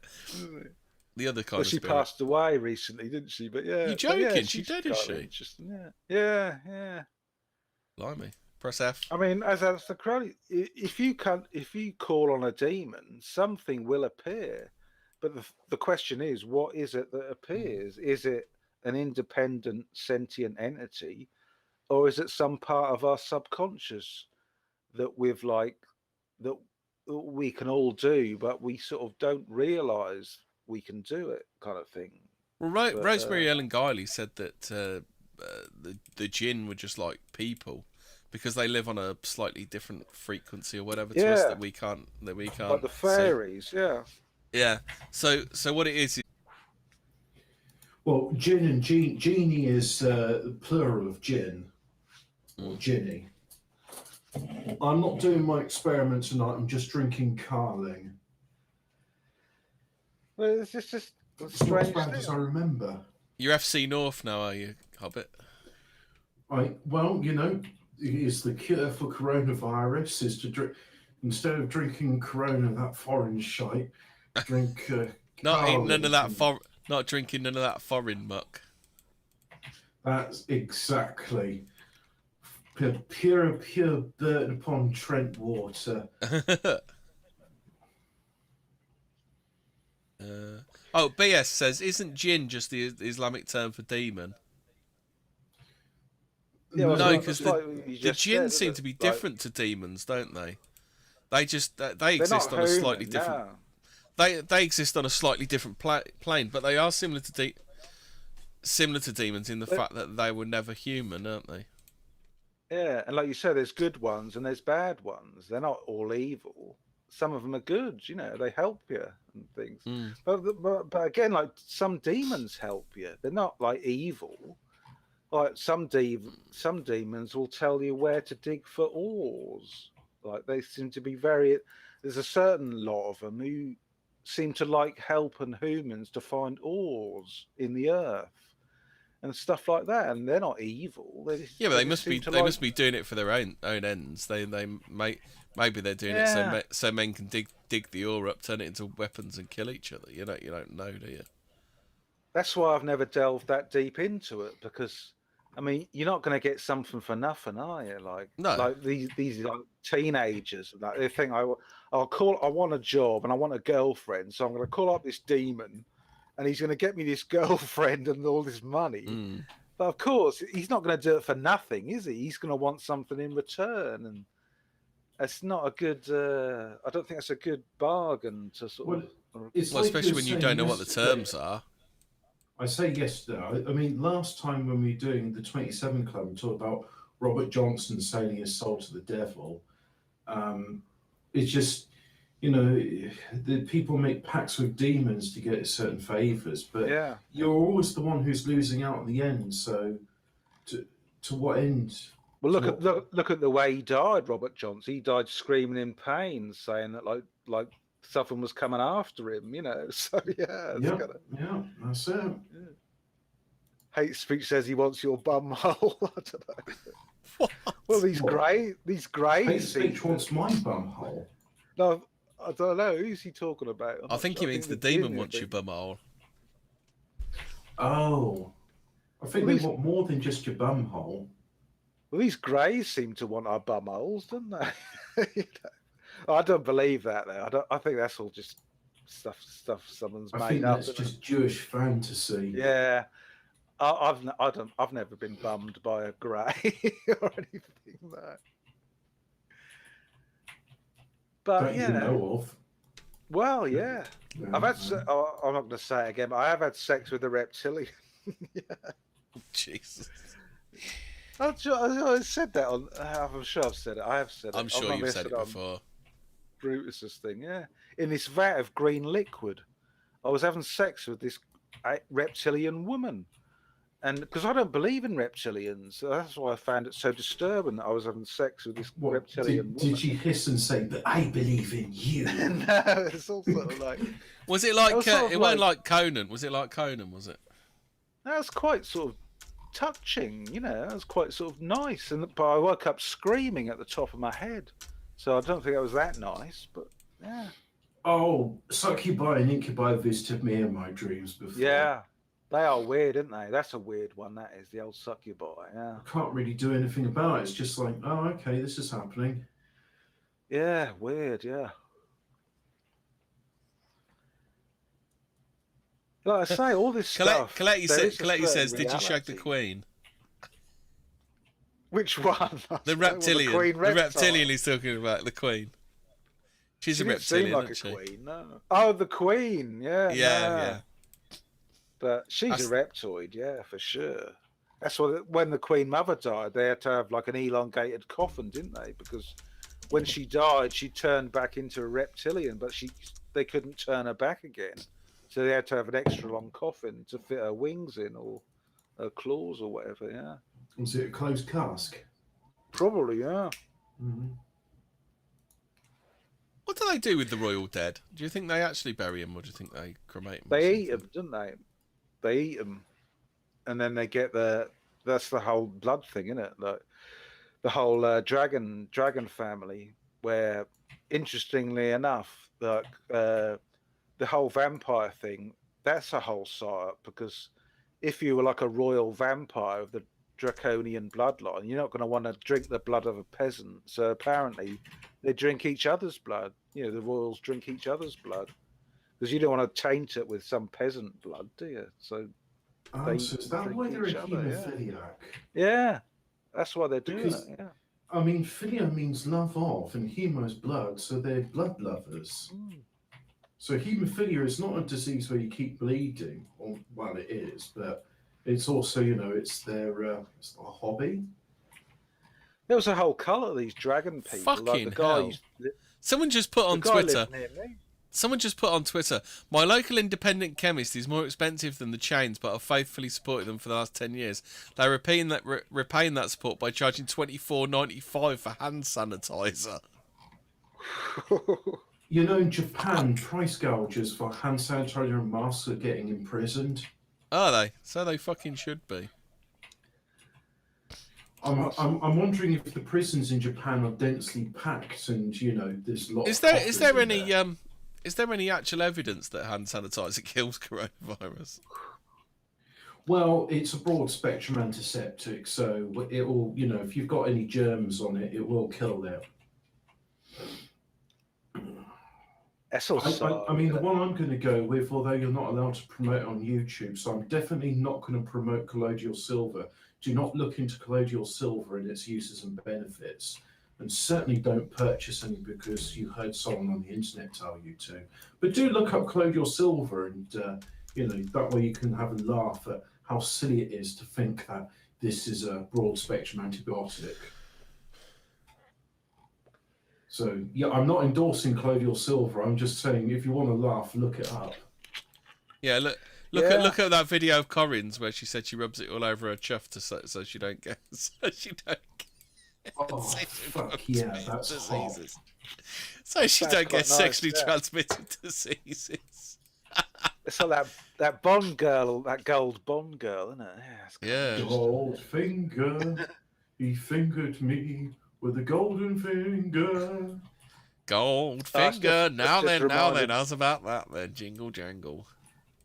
For some reason, that's just reminded me of a very unpleasant joke, which I can't say on here, but yeah, I'll tell you afterwards. Yeah, email us if you want the joke. Or join us on the Fortean Times Telegram group. Words. Which oh yeah, Fortean Words.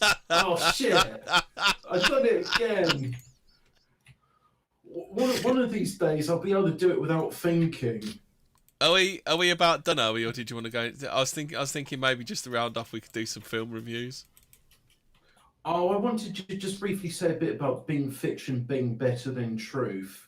So you know, in Lord of the Rings, they talk about the avaricious dwarves and the way they keep digging down. I'm sorry. I need to think about what words I'm saying. I'm playing Factorio as I'm talking, and it just sort of slips out. And you know how Gandalf sort of says, yeah, the dwarfs became too avaricious and they summoned up creatures they shouldn't have. I think this is like Tolkien was hitting on the truth here, that deep down inside, that's where you got these giants, and the giants aren't really big friendly giants. They're kind of nasty and they eat people. So Hollow Earth is real, but there are monsters there. For sure, yeah. Yeah. I wouldn't go there. I want to go there, but I'm scared to go there. But... Where? Hollow Earth? What, do you want to be eaten by? Do you want to be eaten by a giant? No, well, that's the thing, isn't it? I just imagine the Hollow Earth looks like the Genesis planet from Star Trek 2, because that was a hollow planet. I'm thinking to myself, sorry, Zero, but I'm thinking to myself that Hollow Earth has probably got a better border control than most of the Western world. So if you did get there, that's because he's got Nazi. That's because he's got Nazis on it. That's why. Oh yeah, that's it. Your papers, please. Literal Nazis on the border. Yeah, but I don't think it's that far fetched that Nazis aren't there. I don't know, because they were. I think it's far-fetched that they're not there. No, I think they might be there because they were into some weird stuff, weren't they? Isn't there various bits of paperwork that back it up that they were sending a lot of munitions and stuff to the South Pole? Well, the last submarines they were working on, the type, I can't remember what type it was called, but it was this big long-range sub, and one of the things it could do was go all the way to Antarctica from Germany on a single tank of fuel. I think that was just for getting to Argentina from Spain. One of the early things the Nazis did prior to the war breaking out was they're sending these expeditions to find Shambhala, and they were in Tibet and studying there the esoteric. So do you think there's an element of truth to all that Indiana Jones stuff then, Hobbit? Yeah, there probably is. I think they probably did have a quest for the Holy Grail. Didn't one of those submarines, wasn't that like full of like big jars of mercury? I'm sure I read that somewhere.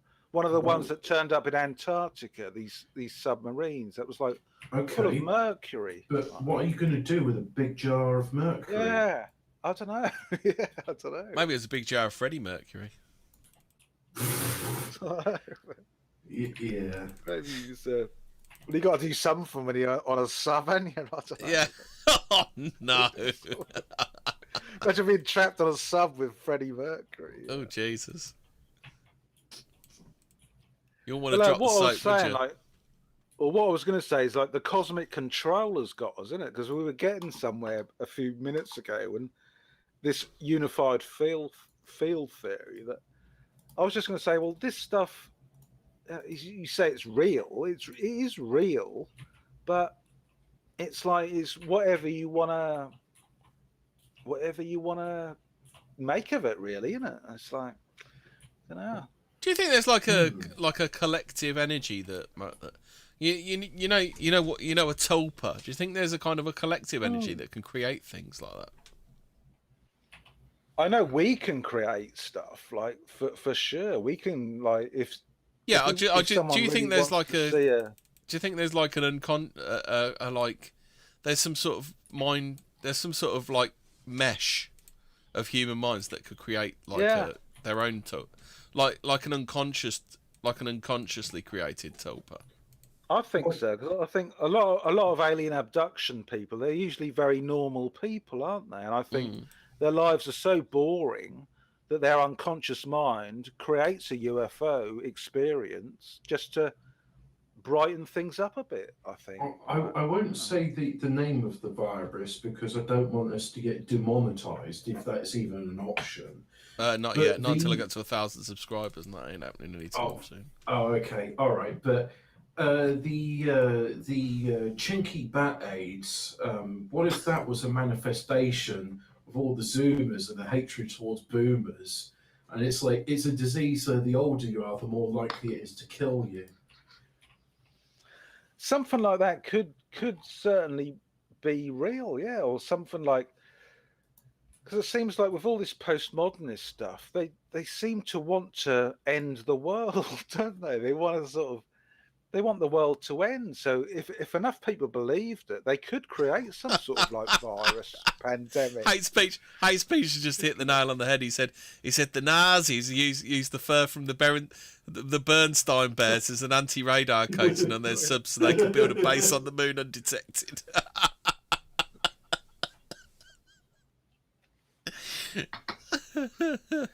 Yep. That's my conspiracy theory of the week. Yeah, how about this one? Do you know this? this? Do you know this one from Dietrich? The remaining populations of actual giants most likely exist in the Andes Mountains. Do you know anything about that? Surprised, but I think a lot above the surface. You mean? Yeah. But they were all created they were like genetic experiments created in these Tibetan Buddhist temples in these mountains, weren't it? And some of them escaped and like bred with each other, or maybe bred with humans. And well, I mean, the story of the Nephilim is you've got like giants and breeding with females. Yeah. Sorry, Nephilim breeding with females, and you get that. One of the weirder passages of the Bible, yeah, for sure, yeah. Is that actually in like the current Bible, or is that from like the Dead Sea Scrolls or something like that? It's in the current Bible as well, yeah. Yeah. That's why God did the Great Flood, wasn't it? To wipe all these giant, weird genetic experiments out. Like, yeah. That's it. Where are you on the God question, Zero? Do you think God could be an ancient astronaut? Because it's kind of weird how we share so much DNA with a banana. It's like, what would the use for that be unless God literally did create everything in a lab from like one strain of, he has a pile of like intergalactic putty which he like molds into a shape and then off you go. Yeah, it's like there's that really sort of like boring thing, like if there's a God, who created God? But I think that's not a logical argument, is it? Because if God was God wouldn't be created by anyone, would it? He'd just be, wouldn't he? By the definition, that means God is, the source from which all things come. But then afterwards, you can talk about other things. But I mean, I'm trying to find this is real. Maybe someone who's a real Christian, Niall, who can help me out. A Sisyphean heresy. I've been trying to find out if it's real or if it's just in the work of fiction called Hyperion. But it's talking about like this priest who got excommunicated for the theory that God isn't perfect and all-knowing and all that, but God evolves along with his creation. So when we're struggling, God's struggling.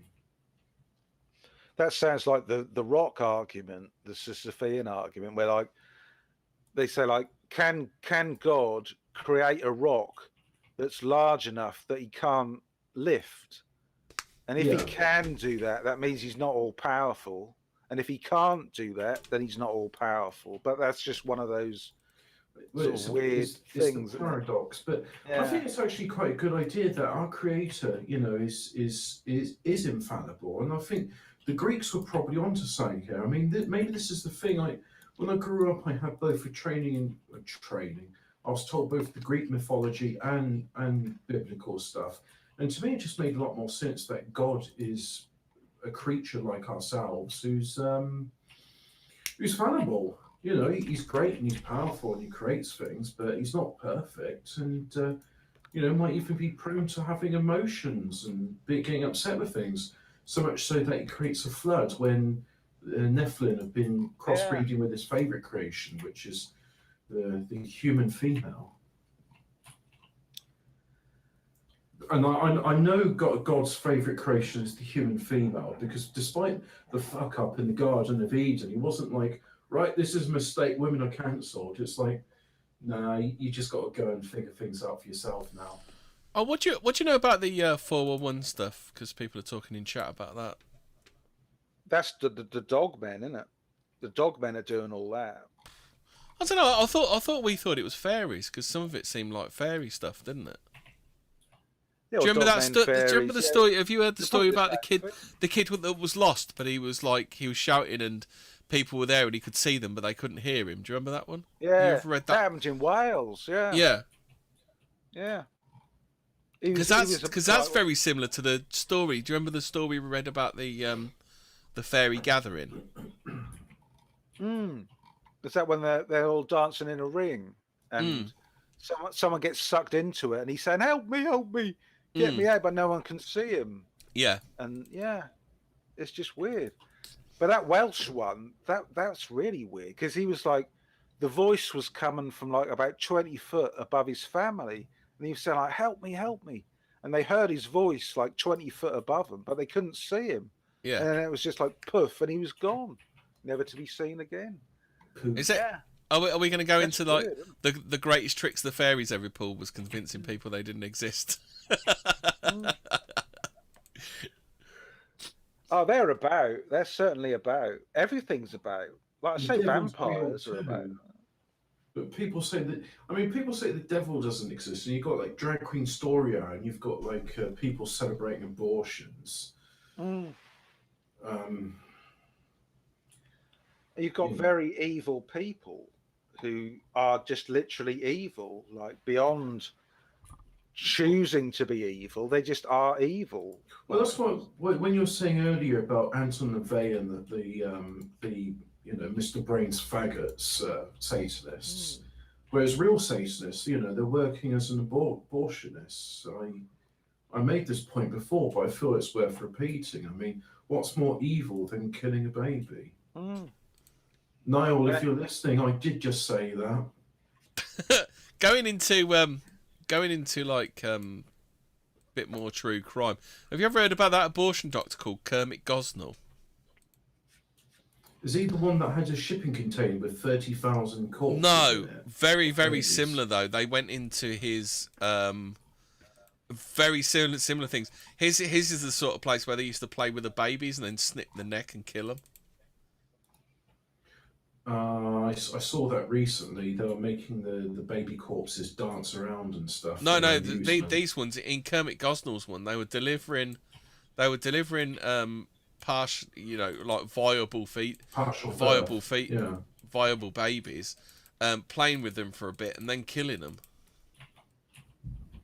Yeah, that's like bestiality. Like I said before, like when I watched bestiality, I watched a few bestiality videos, and I just thought, this is fucking evil. This really is like evil in the literal sense of the word. It's just unnatural, and it's not something any right-thinking person would do. And someone's done a film about Kermit Gosnell, if you want it. But yeah, it's very like it's sick as fuck, but it's like interesting to read into. No one in their right mind would do such a thing. They had like piles and piles of just feet and weird stuff like that. Yeah, there's certainly there. It's probably organised as well. It's not like just an isolated nutcase. It's probably organised. There probably is a cult behind. There are probably more. There are probably more places like that, but Kermit Gosnell was what's colloquially called a basketball American. So he probably wasn't too good at hiding it.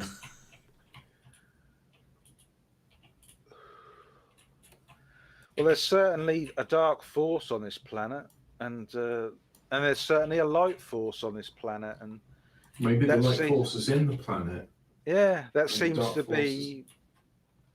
to be what reality is, doesn't it? An eternal battle between good and evil. I mean, I'm reminded of this story as it is Lent at the moment, and you know when the devil takes Jesus up and he shows him all the rounds of the world, he says, I can make you prince of any of these places. And Jesus never at one point says to him, you're lying. He just sort of says, no, not going to do it. So the devil is the ruler of this realm, and I'm repeating myself. I believe that, yeah. Well, the Bible does say he's the prince of this world, doesn't he? Yeah, definitely. But yeah, I don't know. Well, every religion says there's a devil and a good guy. So yeah, it seems to be. It's not like when something's good and when something's evil, doesn't it? Like right thinking people do, but that must be the thing. But what's behind all this? I don't know. It's like the schizophrenic guy I knew. I was trying to draw him out on these things, and he'd never talk about it, but he'd just say, "I've discovered what reality is for," and that's quite ominous. But he never elaborated on it, and yeah, it's kind of ominous. I knew a schizophrenic, and he was talking about. He was really into mathematics, and he wanted to show me these formulas he'd worked out for imitating the eschaton. So I asked him to explain what imitating the eschaton is, and it means bringing to event. What's the eschaton again? Have you heard of that word? I've heard of it. I can't remember it though. It's something like the apocalypse or the end. Something like that. Something like that, yeah. So he wanted to make it imminent, and I was looking at his maths, and I just got like the heebie-jeebies immediately from looking at it. I was like, yeah, you know what? I believe you, and that's why I'm not going to look at your formula here, because I don't. I'm thinking what you've done there is you've summoned a portal, but the portal's not external. The portal is opened up in his mind, and that's how the demons got in. Shit. Have you ever seen the logo for a record label called Eschaton? I've just looked up Eschaton. That is one hell of a creepy logo. Where's that? I'm gonna have to look it up now. Oh, I'll stick it inside chat in a sec. Hold on. Eschaton. I didn't know how it was spelt, so I just put ESK. Oh, that got it, did it? Yeah, it's in that one. I got it. Just put inside chat. Just had a look at that.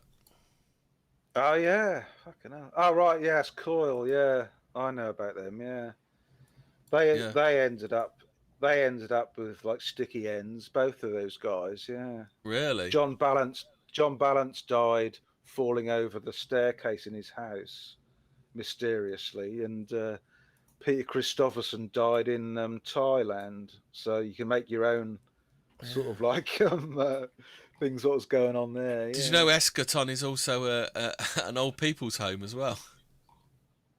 Yeah, they were both of the that John Balance and Peter Christopherson. They were both. I'm not going to get. We're not going to get banned if I say they're both gay. Were they? I don't know. Well, they were. No, you know. right.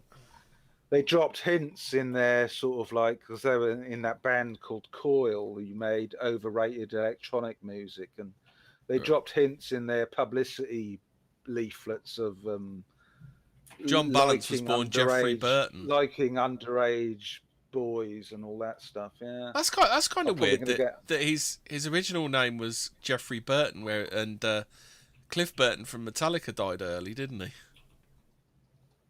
Is that in a plane crash? No, bus crash. I remember thinking of someone else. Yeah, bus crash it was. Yeah, very odd stuff. They're the most overrated band in the world, Coil were, and they did LPs about shit and stuff, and yeah, very shit, piss and cunt. Yeah. The only good LP they did was How to Destroy Angels. It was all sort of like ritual music for the evocation of. While I was looking for that, I found a story from the Independent, which is a history of misogyny. Of course. I bet they've all got purple hair, haven't they? Yeah. Well, there was the thing that was that article that was earlier. What was it? It was. I was telling you about saying you managed to find this article, and it was written by a journalist with problem hair and ugly fucking glasses, and what was it? Was it on? I think it was on the Fortean Words Telegram. Let me see if I can find it. What was it? What was the article about? Well, there was something. It was about debunking something, and I just like it always annoys me when they talk about debunking.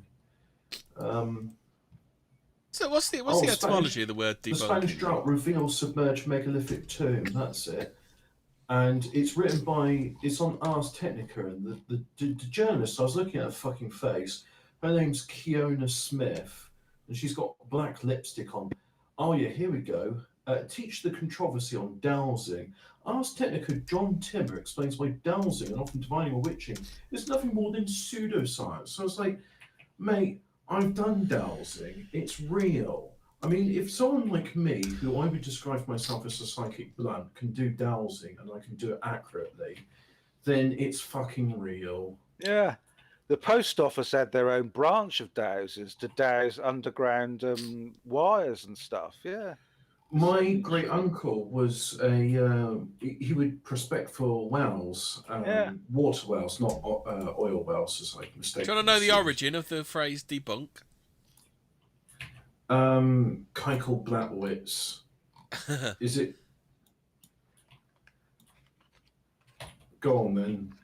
From a US novelist called William Woodward.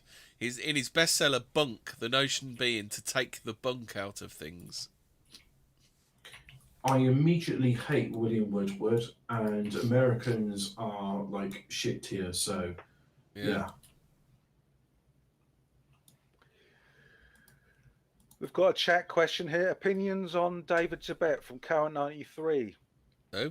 Personally, David Tibet of the band Current 93 made great albums in the early days, but now he seems to be just churning out stuff that I'm not interested in at all. But the early LPs are certainly good. Earth Covers Earth by Current 93 is a fantastic LP, and Black Ships Ate the Sky, wonderful LP. Yeah, he's not a Gnostic Christian. He's a Coptic Christian. Yeah, interesting chap. You know, it's just Coil are my bugbears because I find that all very disturbing. Sort of, you know, LPs about shit and stuff, covered in shit, and you know, it's not. Are they Indian? No, they're British. Oh, okay. No, I'm just joking because the Indians have figured out a cure for COVID, and I'm just thinking the journalist was like, "Oh, look, it's Indians covering themselves in shit. How can I put a positive spin on this?" Oh, Indians have figured out a cure for the chinky pox, Chinese bat AIDS, chung flu. It just gets worse and worse, doesn't it? It's like you eat bats, and to cure the bat disease, you have to have baths in shit. Like I think probably the most probable thing for it, because I mean this whole thing that it comes through animals is a red herring. It came from the biowarfare lab. But I did hear one of the chaps working in there was selling the vivisected animals' meat to the markets. But I saw a big list of all the words to describe it. See what I can find.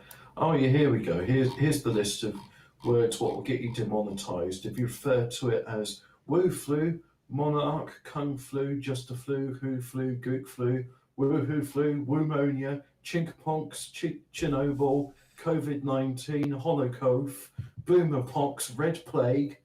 The word I'm not saying for Lent, chickenpox. Oh, chinkenpox, right. Canton Coof, Z Jin Plague, Corona Chan, Wu Tang Flu, Wu Man Flu, oh no, Flu Manchu, Flu Tang Clan. Flu Manchu, that's a good one. Airborne AIDS, Batman Virus, Winnie the Flu, Bat Soup Croup, Wu Ping Isn't it Cough. Hong Kong Flu-y? It's Hong Kong Flu. Hong Kong Flu, is it? I've got half a dozen more to get through. Wubonic Plague, Chin AIDS, AIDS, Chink Flying AIDS, Pangolin Pandemic, Wuhan Coronavirus, Mandate of Heaving, the Shaolin Sneeze, Wet Market Surprise, Sweet and Sour Sicken, Communist Lung Herpes, China's One Corpse Policy, SARS-CoV-2, Aviola Boogaloo, Experimental Bioweapon CW19. I like China's One Corpse Policy.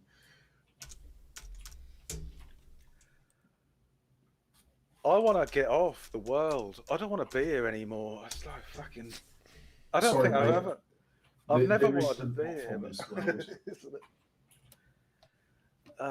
because I think like when we die, we go into the spirit world, and it's just as like bureaucratic and like horrible as this one, isn't it? It's just going to be like, oh God, you're gonna have to work in like the spirit world McDonald's or something just to sort of scrape a living or something. I hope it's not like that. Please, that vision of mundanity is how I like to think. You know, I'll make my heaven. My heaven will be the Shire, and that'll be fine. I'll just to address the chat. Deaf in June, one of my favourite bands. Yeah, great. Good old Douglas P. Yeah, good on him. Have you heard of the parody version of Deaf in June, Deaf in Rome? No, I haven't heard that. No. Oh, I like it. They do covers of like pop songs I can't stand, but make them sound good. But they do it in the style of Deaf in June. So they've done one. They've done Barbie Girl, Summertime's Sadness, and you know all that other stuff. But it sounds like they even did a cover of Wham's Last Christmas, which sounds good. Seriously. Last Christmas I gave you my heart, but the very next day you gave it away.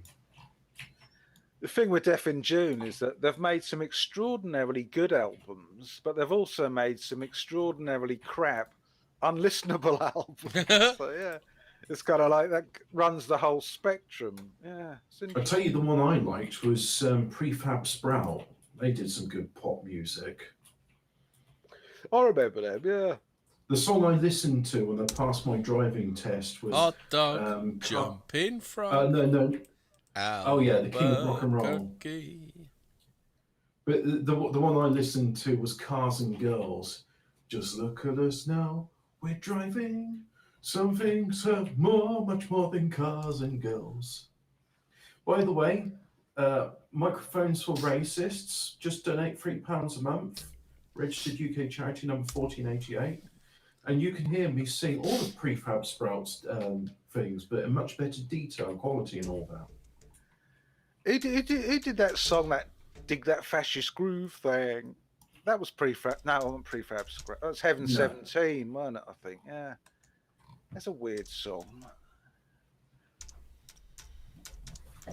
I'm thinking, who was that other one?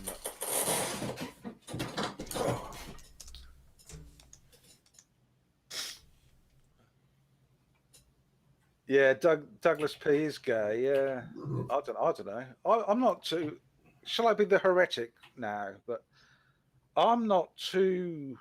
No, I shouldn't say it. No. Go for it, mate. Go on. I'll just say it. Gays are gays, aren't they? They're not going to change, I don't think. So long as they don't. Oh no, you're going to bump up against Brutus on this one. Well, so long as they don't babysit my non-existent children, I'm fine with them. So long as they don't, you know. Yeah, but I mean, the thing is, they should be encouraged to go back in the closet and stop like being faggots in public, because when they're doing that, that's just going to make everyone hate them and throw them off the nearest available roof. Because I'm in a quandary here, because like some of my favourite composers and artists are gay. Oh, what's this like one? Freddie Mercury. BS says time, Zero. Have you heard Comus' first utterance? Do you know what that is? Yeah, I have. Yeah. It's a good one. Yeah. Good British. I don't know how you'd folk rock, I suppose you'd call them. Yeah. A Ministry. Do you know Ministry? Do you? Yeah. I don't like all that stuff. I find that because they did that bit from the disco in RoboCop. I find a lot of that very unpleasant to listen to, all that sort of 9 Inch Nails and all that sort of. You're not keen Seems on... a bit pseudo. Seems a bit pseudo to me. I don't know. A bit art project. Yeah. If I want industrial music, I'll go to Mersbow or Whitehouse or Sutcliffe Jugend, like the real originators. Front 242, do you like them? Who's that? Front 242, do you know them? German. Yeah, they're quite good. Yeah, I like that. Headhunter's probably the best tune by a long way. But yeah, I don't mind a bit. They make really good Dietrich or techno. Dietrich, yeah, the lead singer of Deaf and June is gay. That's kind of the point. He was rather enamored with the brown shirts in Germany and how they got Night of the Long Knives. They served their purpose. They were bashing the Antifa, and then they got turned upon and killed in the end. It's tragic, but I think there's some beauty in that tragedy. Yeah, I suppose. I don't know. Yeah, it's weird, isn't it? Because these Spandau Ballet were named after because the Spandau Ballet was what happened when you got hung in Spandau, wasn't it? Your legs kicking. That's where the phrase Spandau Ballet comes from. I see. I saw a meme the other day. I can't remember it. A bit like the Tyburn Jigs, the other name for it, isn't it? God, I want to tell this joke, but I can't tell it. I can't tell it on stream. Right, we done 2 hours. Are we about done here? Yeah. Oh, I shouldn't have brought up gays now. I feel odd. Brutus gonna do a video about you now. You've done it now, Zero. Brutus will do a video about you, mate. Right, that's us done. It's Thursday, so I can't think who the next person will be. Oh, we should have Stash Pratt. We'll have Stash Prada on next, so he might actually turn up next. I thought I was going to be the next guest. You're on next Thursday, aren't you, Hobbit? Oh, you're doing Hemi Does. Yeah, Hemi does, because 14 Words is fortnightly now. Yeah. Unless you want to do a 14 Words, just me and you, Hobbit. No, I was going to say, like, the next guest for Fortean Words should be me. You're the guest every week, Hobbit. I know. I should be the guest on this one as well. You are the guest on this one, Hobbit. What was I going to say? Scuggy, isn't Scuggy doing... I don't know when Scuggy's on, but Scuggy will be on at some point. Adam, when's Scuggy on? Listen to TRUK, he's doing good stuff. TRUK. TRUK, yeah. Look, young Barkley's on there, so yeah, big up him. Oh, okay then. Scuggy was on last night, weren't he? So he probably won't be doing it. Is he doing a weekend show? I was on there too. I know. I heard you, Hobbit. Yeah, I heard me too. I mean, I heard me live in maximum quality. I don't. You're a bit quiet. You're a bit quiet. Were you just polite because you're not familiar with Scuggy? Is that why you weren't mic cooking everyone like you normally do? No, I was low energy. I said, "Oh, okay, I'll join in for a bit," but I was pretty tired. I slept so much that night. Right, so I think that's us done because he's actually got the Hong Kong flu. That was it. China's one. Hold on, policy. Sunday. Adam's just said in the chat it's Scuggy's on Sunday. Remember to like and subscribe at Scuggy Squidgy's channel. Oh, and hit the bell. You got to actually hit it, not just gently click. Hit it hard. Yeah, don't forget to like and subscribe me. Tell your friends all about me. You can find us on social media too. Good luck with that. And Hobbit is here as well. Don't slag off Grinder Greg either. He's a good guy. If you slag him off, he'll give you A's. Fuck's sake, Hobbit. Fucking hell. Right, I think that's...